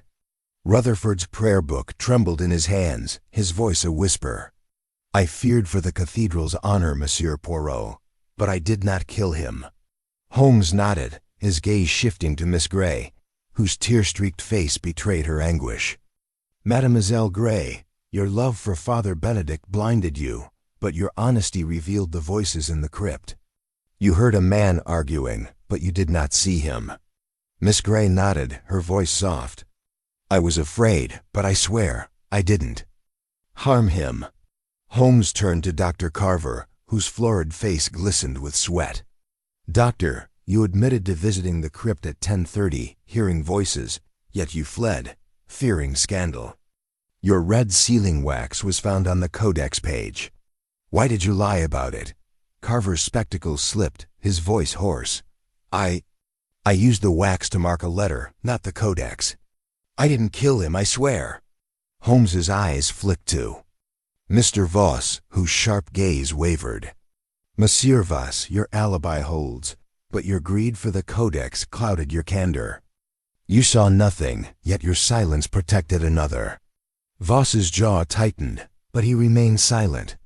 Holmes turned to Sister Margaret, her serene facade crumbling. "Sister, you saw the disordered desk, the candle with red wax drippings. Your omission, it was a choice to protect someone, was it not?" Sister Margaret's rosary beads fell silent, her voice trembling. I feared for the cathedral. I thought silence was best." Finally, Holmes's gaze settled on Mrs. Whitlock, her stern face rigid but her hands betraying a tremor. "Madam Whitlock, you found the body, yet you did not mention the cord's origin, the storeroom, where you alone control access. The scuff mark, it matches your small boots, does it not?" And the red wax, it came from a candle in your private quarters, used to seal your personal letters. The room gasped, the air electric with shock. Mrs. Whitlock's eyes widened, her voice cold but unsteady. You accuse me, monsieur. I am a housekeeper, not a murderer. Holmes raised a hand, his voice unwavering. The little gray cells. They see the truth. You, Madame Whitlock, are the guilty. Let me explain. Father Benedict's discovery of the Codex's secret, a betrayal that funded St. Aldhelm's, threatened the cathedral's reputation, your home, your life's work. You, who have served here for decades, could not bear its ruin. On the night of the murder, you entered the crypt after 10, using a hairpin to tamper with the lock, a skill learned from years of maintaining this ancient place. You argued with Father Benedict, pleading with him to destroy the Codex. When he refused, you took the cord from the storeroom, strangled him in a moment of desperation, and staged the scene as a suicide. The red wax, it fell from your candle, used to light your way. The scuff mark, it was your boot, left in haste as you fled. Mrs. Whitlock's face crumpled, her stern facade shattering. I did it for the cathedral, she whispered, tears streaming down her face. The Codex would have destroyed us, brought shame to all we've built. I begged him to stop, but he wouldn't listen. I had no choice. The room was silent, save for her sobs and the fire's crackle. Hastings's pen froze, his eyes wide with shock. Poirot, he whispered, you knew all along? Holmes's eyes softened, but his voice remained firm. The little gray cells, Hastings, they see the patterns. The wax, the cord, the scuff. Mark, the lock, they pointed to one who knew the cathedral intimately, who feared its ruin above all. Madame Whitlock, your devotion became your crime. Canon Rutherford rose, his voice trembling. Agnes, how could you? Holmes turned to the group, his tone somber. The truth, it is a heavy burden, but it is now revealed.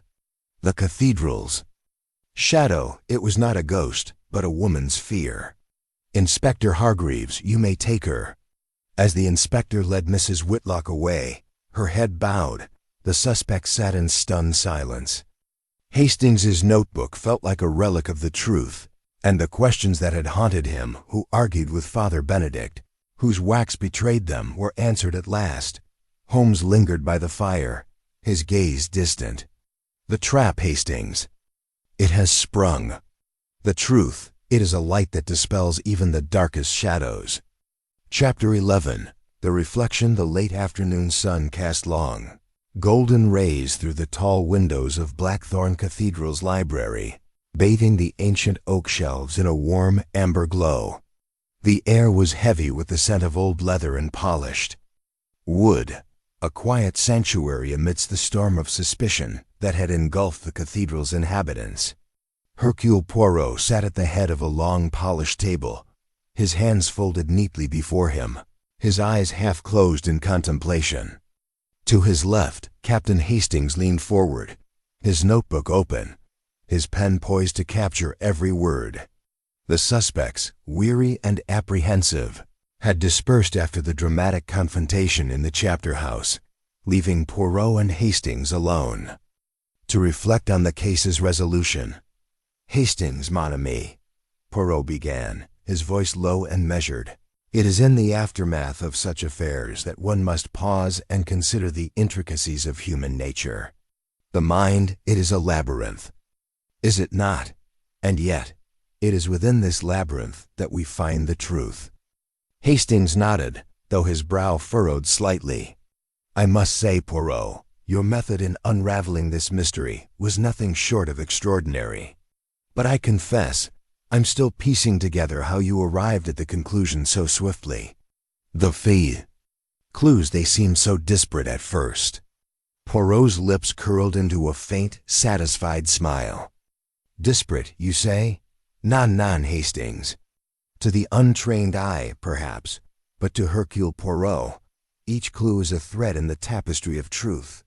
Allow me to elucidate, for it is in the reflection that we refine our understanding.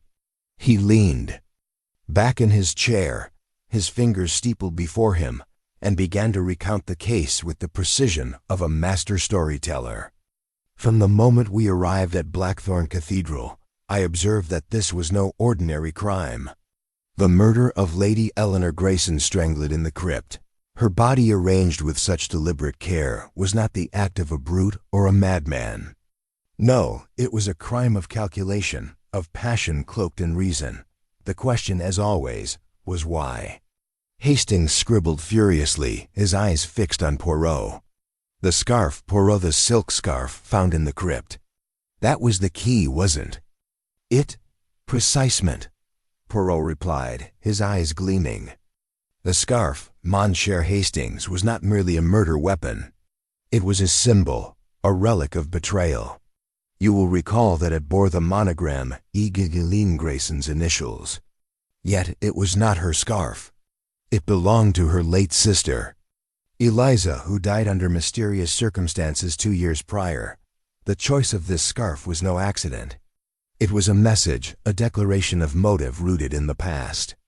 Poirot paused, his gaze drifting to the window, where the shadows of the cathedral's spires stretched across the lawn.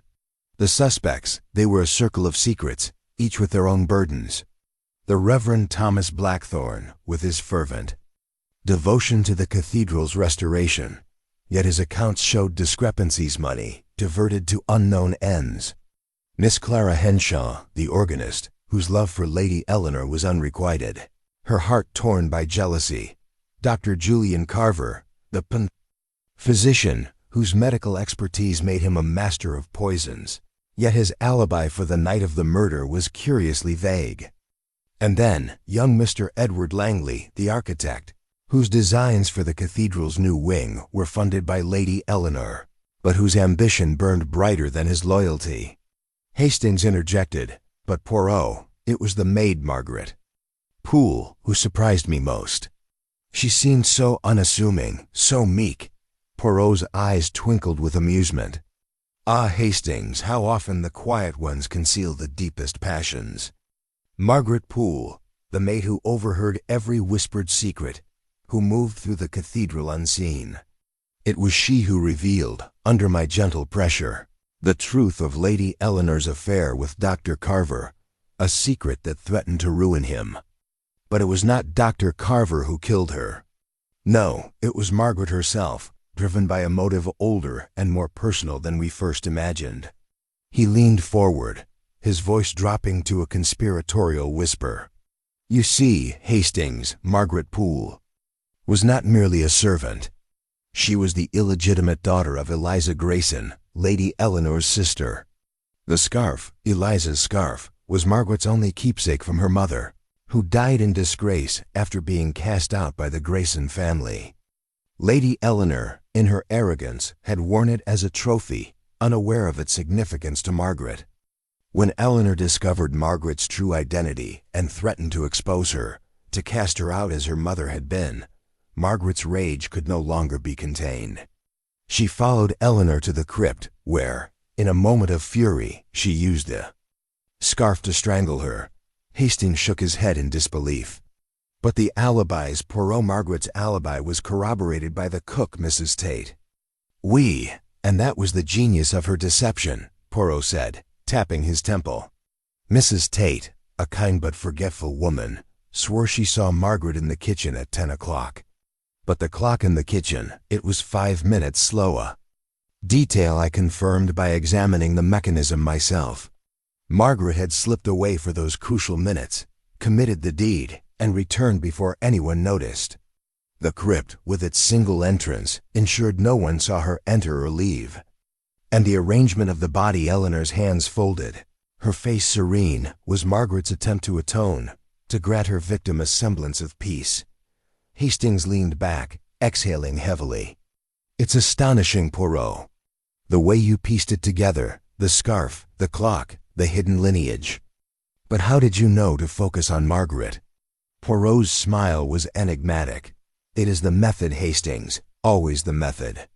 I observe the little things, the glance that lingers too long, the hand that trembles when it should be still.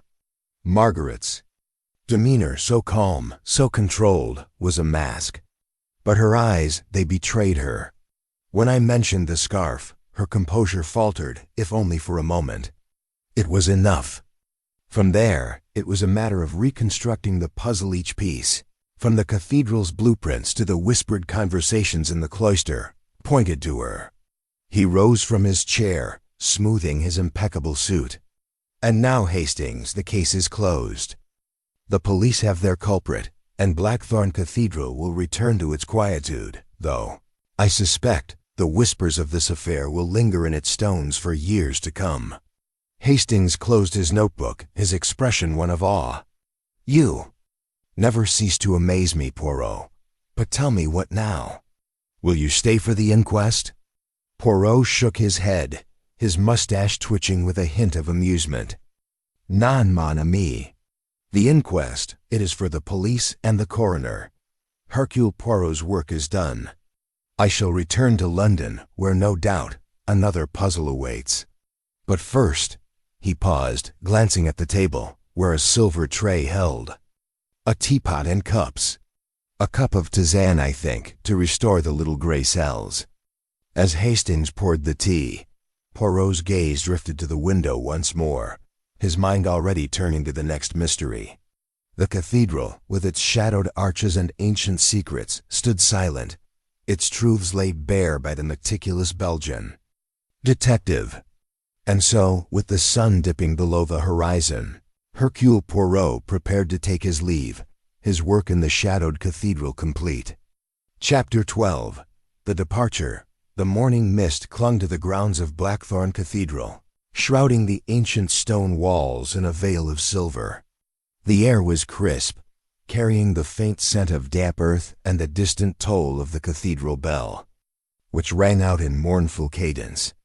Hercule Poirot stood at the edge of the gravel drive, his black patent leather shoes gleaming despite the dew, his overcoat buttoned neatly against the chill.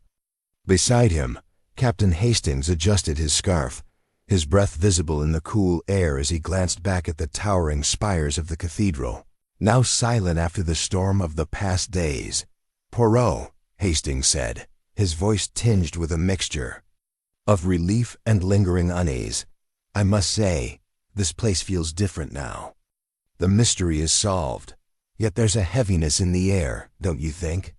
As if the cathedral itself knows what happened within its walls." Poirot's eyes, sharp and observant, followed the line of Hastings' gaze. "Oui, mon ami," he replied softly. "The stones of such places, they absorb the secrets of those who pass through them. But it is not the cathedral that weighs upon us, it is the human heart, so often burdened by its own contradictions." The crunch of gravel announced the arrival of the carriage that would take them to the station. The driver, a stoic man with a weathered face, tipped his cap as he loaded their modest luggage. Poirot, ever meticulous, inspected the carriage with a critical eye before climbing aboard, ensuring no speck of dust marred his pristine attire. Hastings followed, settling onto the cushioned seat with a sigh, his notebook tucked securely in his coat pocket. As the carriage rolled away from the cathedral, Poirot leaned back, his hands resting lightly on his walking stick. "Hastings," he said, his tone reflective, "this case, it has been a study in the complexities of loyalty and betrayal. Margaret Poole, she was not a villain in the traditional sense, non. Her crime was born of pain, of a wound that festered in silence for years. Yet it is not for Hercule Poirot to judge, only to uncover the truth." Hastings nodded, his thoughts drifting to the confrontation in the chapter house the previous evening. Margaret's confession, delivered in a voice trembling with both guilt and defiance, had stunned the gathered suspects. The Reverend Blackthorn had paled, his hands clutching the arms of his chair. Miss Clara Henshaw had wept silently, her unrequited love for Lady Eleanor laid bare. Dr. Carver had stared at the floor, his professional composure shattered. And young Edward Langley had seemed almost relieved, as if the weight of suspicion had finally lifted from his shoulders. The police, led by the earnest but outmatched Inspector Reed, had taken Margaret into custody, her fate now in the hands of the law. But Poirot, Hastings ventured, how did you know that Margaret's motive was tied to her mother's disgrace? It was such a personal detail, hidden from everyone. Poirot's mustache twitched with a faint smile. It was the scarf, Hastings, always the scarf.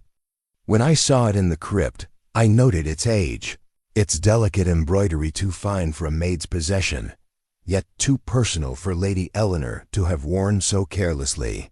Then, there was Margaret's reaction when I mentioned it during our interviews. Her fingers tightened on her apron, her eyes flickered with something more than fear, grief, perhaps, or rage. From there, it was a matter of tracing the threads of her past. The parish records, which I examined discreetly, revealed no mention of Margaret Poole's birth, but a curious entry about Eliza Grayson's departure from the cathedral 2 decades ago, under a cloud of scandal. The connection, it was inevitable.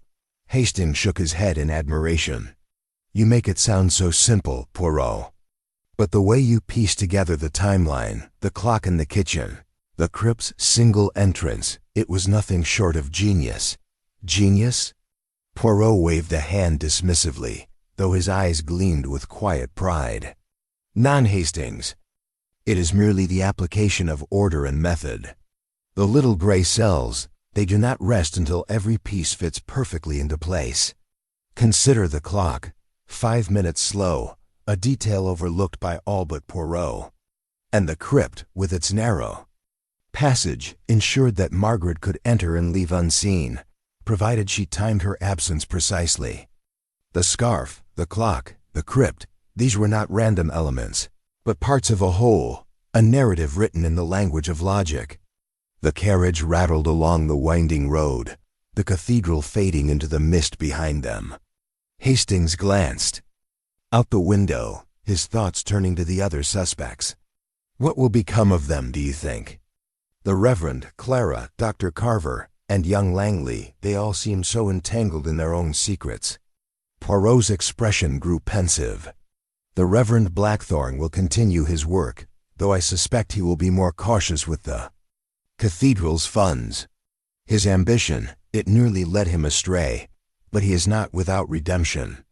Miss Henshaw, her heart is broken, but she is young time, it heals such wounds, or at least softens them. Dr. Carver, he must rebuild his reputation, for the affair with Lady Eleanor has tarnished his standing.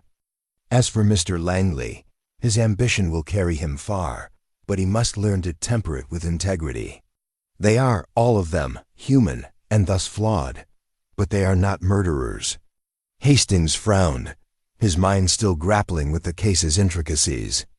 And Margaret? What drove her to such an act? I mean, I understand the motive, but to strangle Lady Eleanor with her own mother's scarf, it's so deliberate. Deliberate, oui, Poirot agreed, his voice soft but firm. That is the key, Hastings. Margaret's act was not one of impulse, but of calculation. She chose the scarf to reclaim her mother's honor, to make Eleanor pay for her cruelty. It was an act of vengeance, but also of closure. In her mind, she restored balance to a world that had wronged her. Such is the tragedy of the human soul, it seeks justice, but often at a terrible cost. The carriage slowed as they approached the small village station, where a train awaited to carry them back to London. Poirot stepped down with his characteristic grace, his eyes scanning the platform with the same keen observation he had applied to the cathedral. Hastings followed, his suitcase in hand, feeling a strange mixture of satisfaction and melancholy. As they waited for the train, Poirot turned to Hastings, his expression unreadable. You know, mon ami, there's a certain beauty in the resolution of a mystery. It is like a symphony, each note, each clue, builds to a crescendo, and then silence. But it is in the silence that we find meaning, n'est-ce pas? Hastings smiled, accustomed to Poirot's philosophical musings. I suppose so, Poirot. Though I confess, I'm looking forward to a bit of that silence back in London. This case has been quite the ordeal. Poirot chuckled softly, adjusting his hat. For you, perhaps, Hastings. For Hercule Poirot, it is but another exercise for the little gray cells. Come, the train approaches. Let us leave Blackthorn Cathedral to its ghosts and return to the world of the living. As the train's whistle pierced the morning air, Poirot and Hastings boarded, the mist swirling around them like a final farewell from the cathedral. The case was closed, the truth revealed, but the echoes of its secrets would linger in their minds, a testament to the brilliance of the meticulous Belgian detective. Chapter 13. The Return to London. Train to London rattled steadily through the English countryside, its rhythmic clatter a soothing counterpoint to the somber mood that lingered between Hercule Poirot and Captain Hastings. The compartment, upholstered in faded green velvet, was a small cocoon of warmth against the chill of the late morning. Outside, fields of golden wheat blurred past, punctuated by hedgerows and the occasional cluster of cottages, their chimneys trailing wisps of smoke into the gray sky. Poirot sat by the window, his gloved hands resting lightly on his lap, his eyes fixed on the passing landscape, though his mind was clearly elsewhere. Hastings, opposite him, leafed through his notebook, his brow furrowed as he reviewed the scribbled details of the Blackthorn Cathedral case. "Poirot," Hastings said at length, closing his notebook with a sigh. "I keep turning it over in my mind, Margaret Poole's confession, the scarf, the crypt. It all fits together so neatly now, but I can't help feeling there's something we've overlooked, some loose end." Poirot turned his head slowly, his sharp green eyes meeting Hastings with a hint of amusement. "A loose end, man." "Me? Non, with Hercule Poirot, there are no loose ends. Every thread has been woven into the tapestry of truth. But I understand your unease. The human heart, it resists the simplicity of logic, does it not? It seeks complexity where there is none." Hastings leaned forward, his voice low, as if reluctant to disturb the quiet of the compartment. "It's just the other suspects. They all had motives, didn't they? The Reverend Blackthorn's financial troubles, Clara Henshaw's jealousy, Dr. Carver's affair, Langley's ambition. Could any of them have played a part, even indirectly?" Poirot's mustache twitched, and he raised a finger, as if conducting an invisible orchestra. "An excellent question, Hastings, and one that demonstrates your growing appreciation for the subtleties of crime. Let us consider each in turn, for it is in the reflection upon the suspects that we clarify the whole."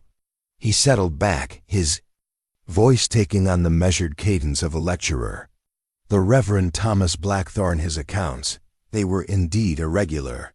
I examined the ledger myself, you recall, and found sums diverted to a private account in London.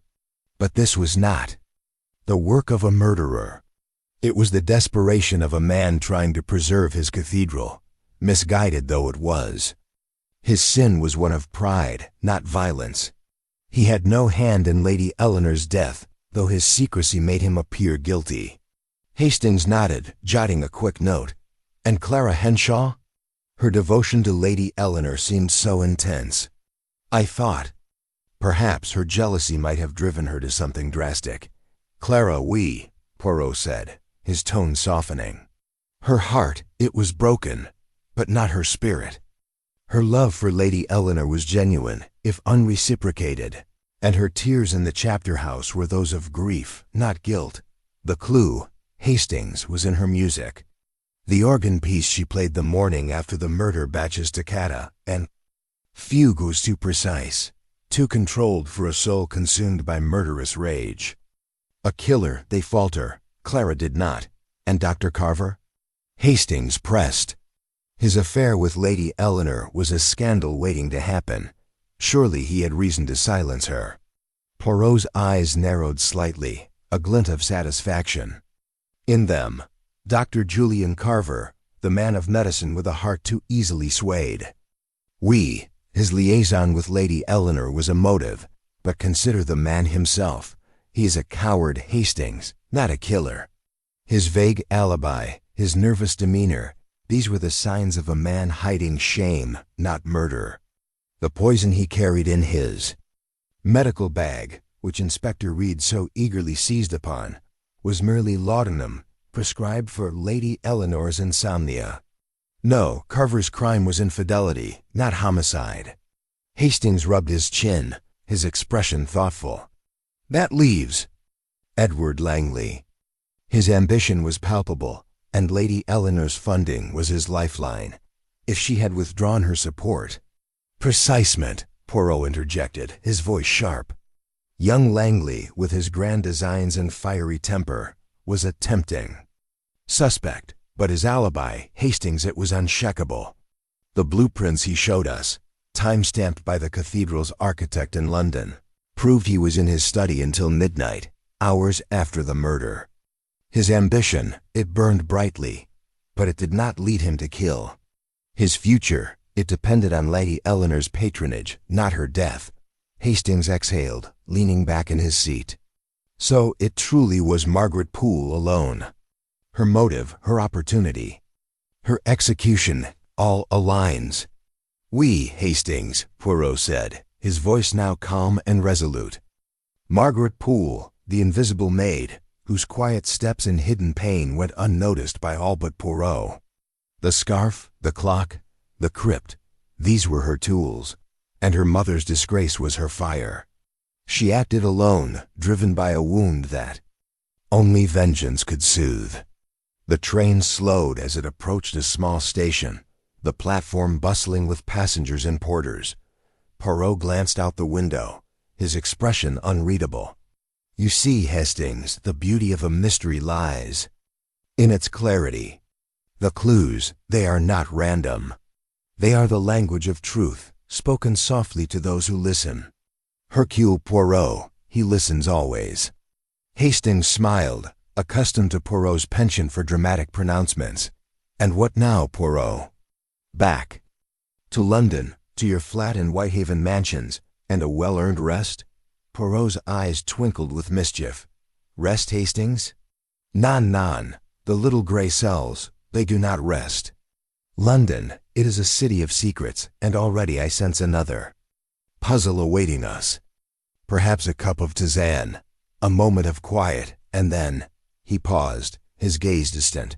The next adventure. The train jolted to a stop, and the compartment door slid open, admitting a gust of cool air. Poirot rose, adjusting his hat with meticulous care, and stepped onto the platform, his walking stick tapping lightly against the ground. Hastings followed, his heart lighter now, the weight of the cathedral's shadows lifting with each step. The case of Blackthorn Cathedral was behind them, its truths laid bare by Poirot's unerring logic. Yet, as they boarded the connecting train to London, Hastings could not shake the feeling that the world held countless more mysteries, each waiting for the keen mind of Hercule Poirot to unravel.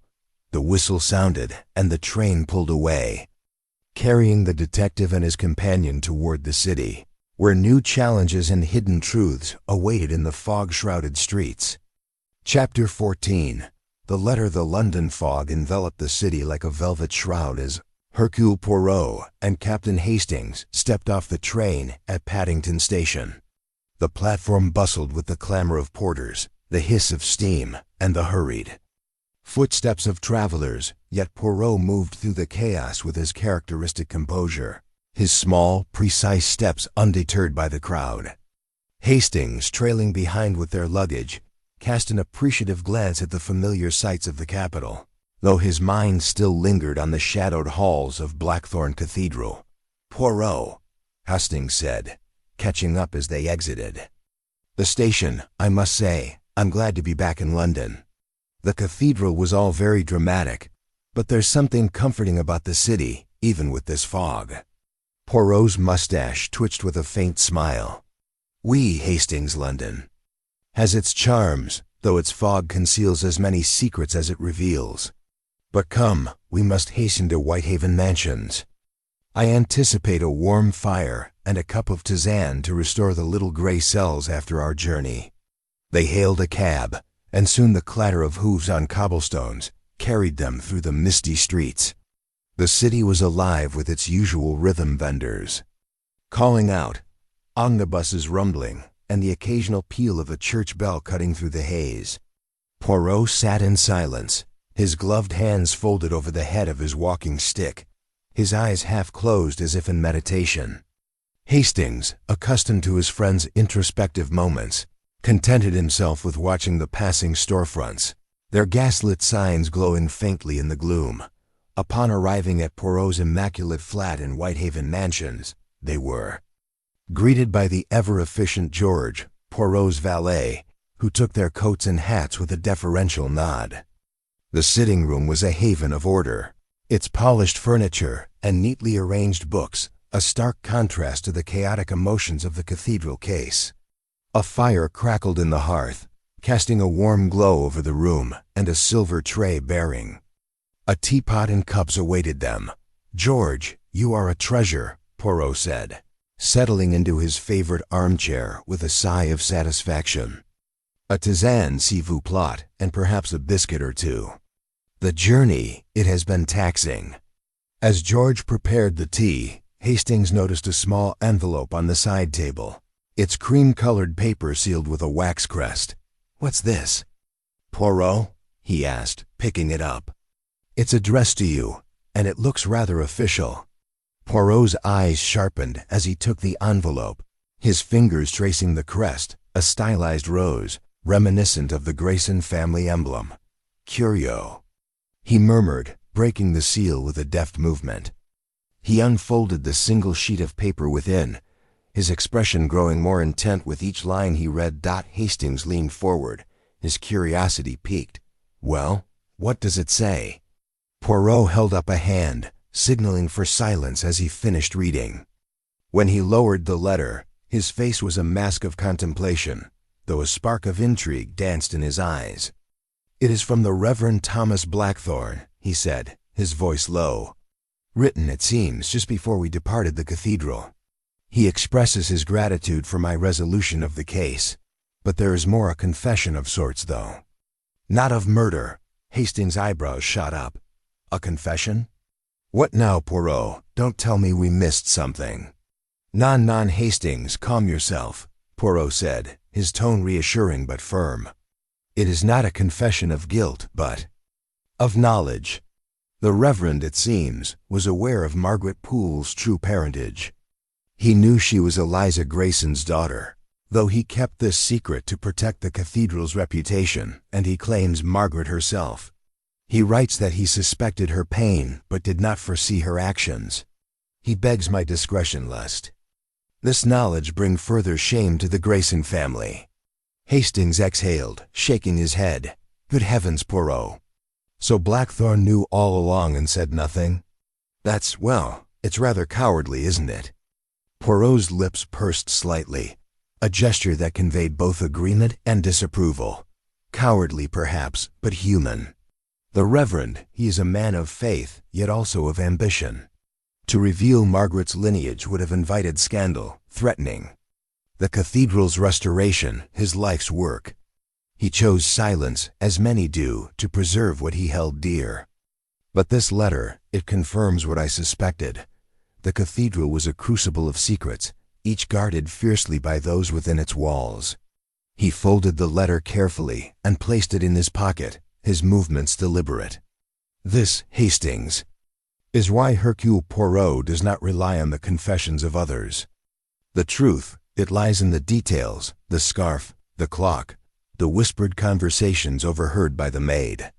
The Reverend's letter, it adds color to the picture, but the masterpiece was complete without it." Hastings leaned back, sipping his tea, his mind racing. "It's extraordinary, Poirot. You saw through it all, the lies, the half-truths, the motives hidden in plain sight. But this letter, do you think there's more to it? Could Blackthorne be hiding something else?" Poirot's eyes gleamed with that familiar spark of intellectual vigor. "Always the possibility, mon ami, but I think not. The Reverend's letter is a gesture of conscience, a belated attempt to unburden his soul. Had there been more to conceal, he would not have written at all. No, the case of Lady Eleanor's murder is closed, its truths laid bare by the little gray cells. The fire, crackled, casting flickering shadows across the room. George entered with a plate of biscuits, which Poirot inspected with approval before selecting one with a nod. "And now, Hastings," he said, his tone lighter, "we return to the rhythm of London. The cathedral, it is behind us, but the city, it hums with new mysteries. Tomorrow, perhaps, we shall find another puzzle to unravel." Hastings smiled, warmed by the tea and the comfort of Poirot's familiar confidence. "I don't doubt it, Poirot. You seem to attract mysteries like a magnet. But for tonight, I'm content with a quiet evening and a good fire." Poirot chuckled softly, raising his cup in a mock toast. "To quiet evenings, Hastings, though they are, I fear, but brief interludes in the life of Hercule Poirot." As the fog pressed against the windows, the two men settled into companionable silence. The letter from Blackthorn Cathedral, a final echo of the case that had tested their wits. The city beyond awaited, its secrets hidden in the mist, ready for the next challenge to the meticulous Belgian detective. Chapter 15. The Final Reflection. Soft glow of gaslight filled the sitting room of Hercule Poirot's flat at Whitehaven Mansions, casting a warm ambience over the meticulously arranged furniture. The fog that had cloaked London earlier in the day had lifted, revealing a starlit sky visible through the tall windows.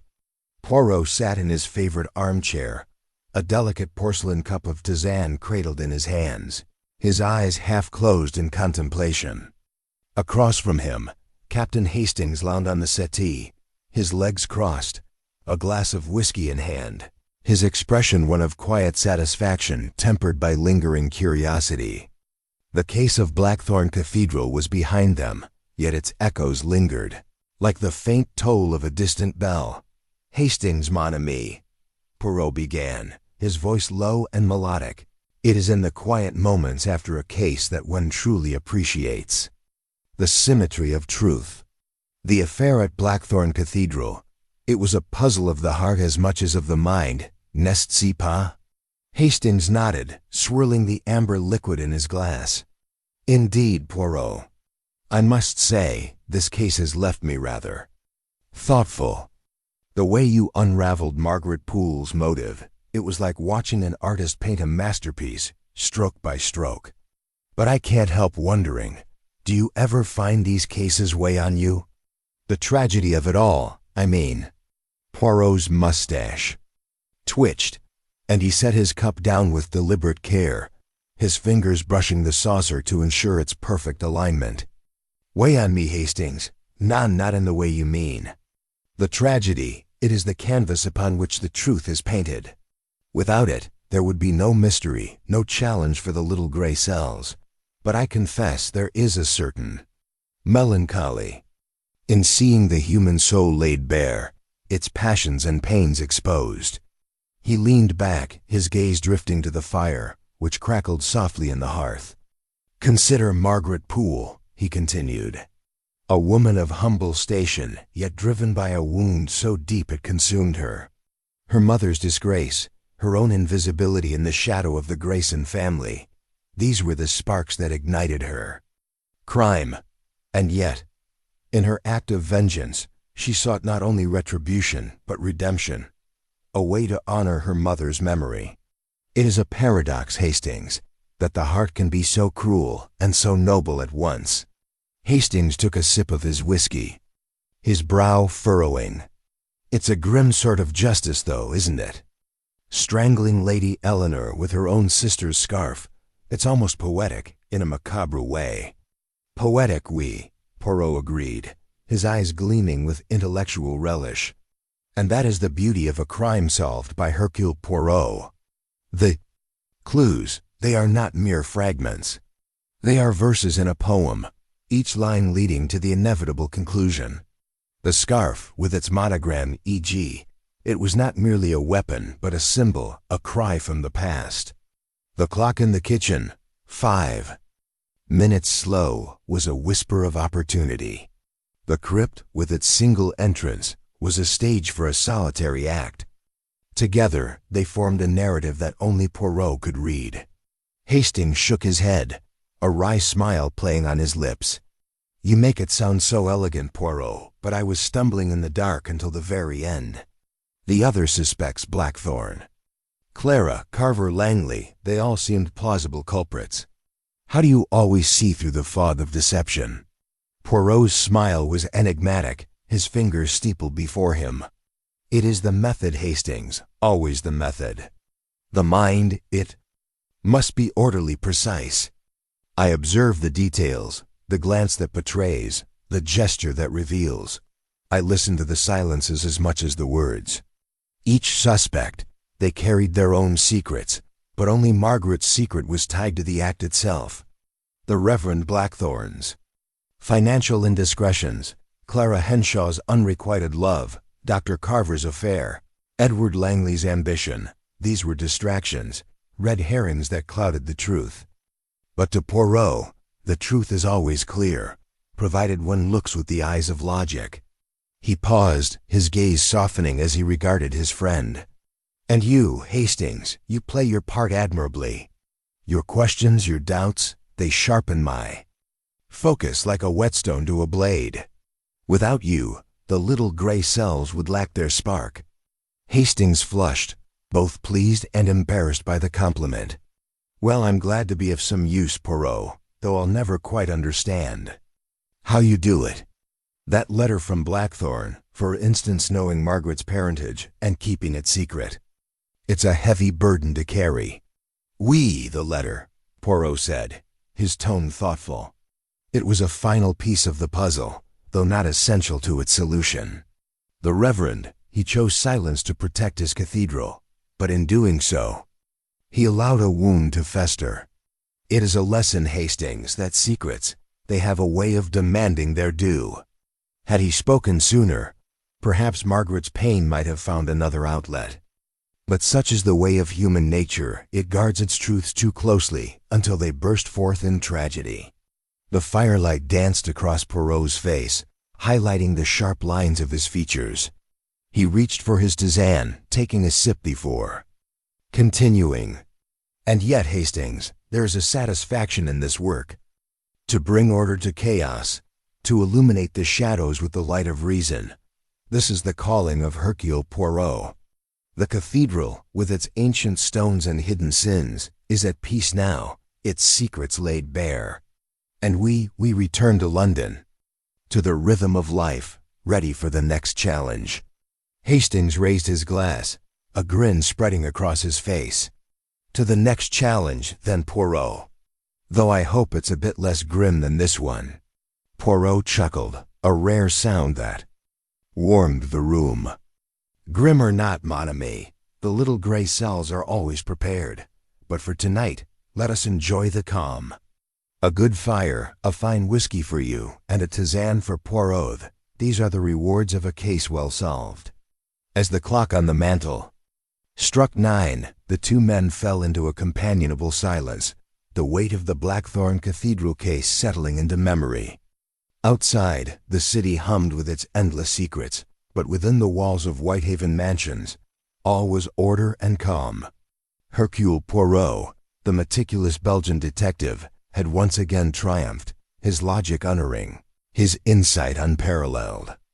And as the fire burned low, casting long shadows across the room, the promise of new mysteries lingered, waiting to be unraveled by the master of the little gray cells.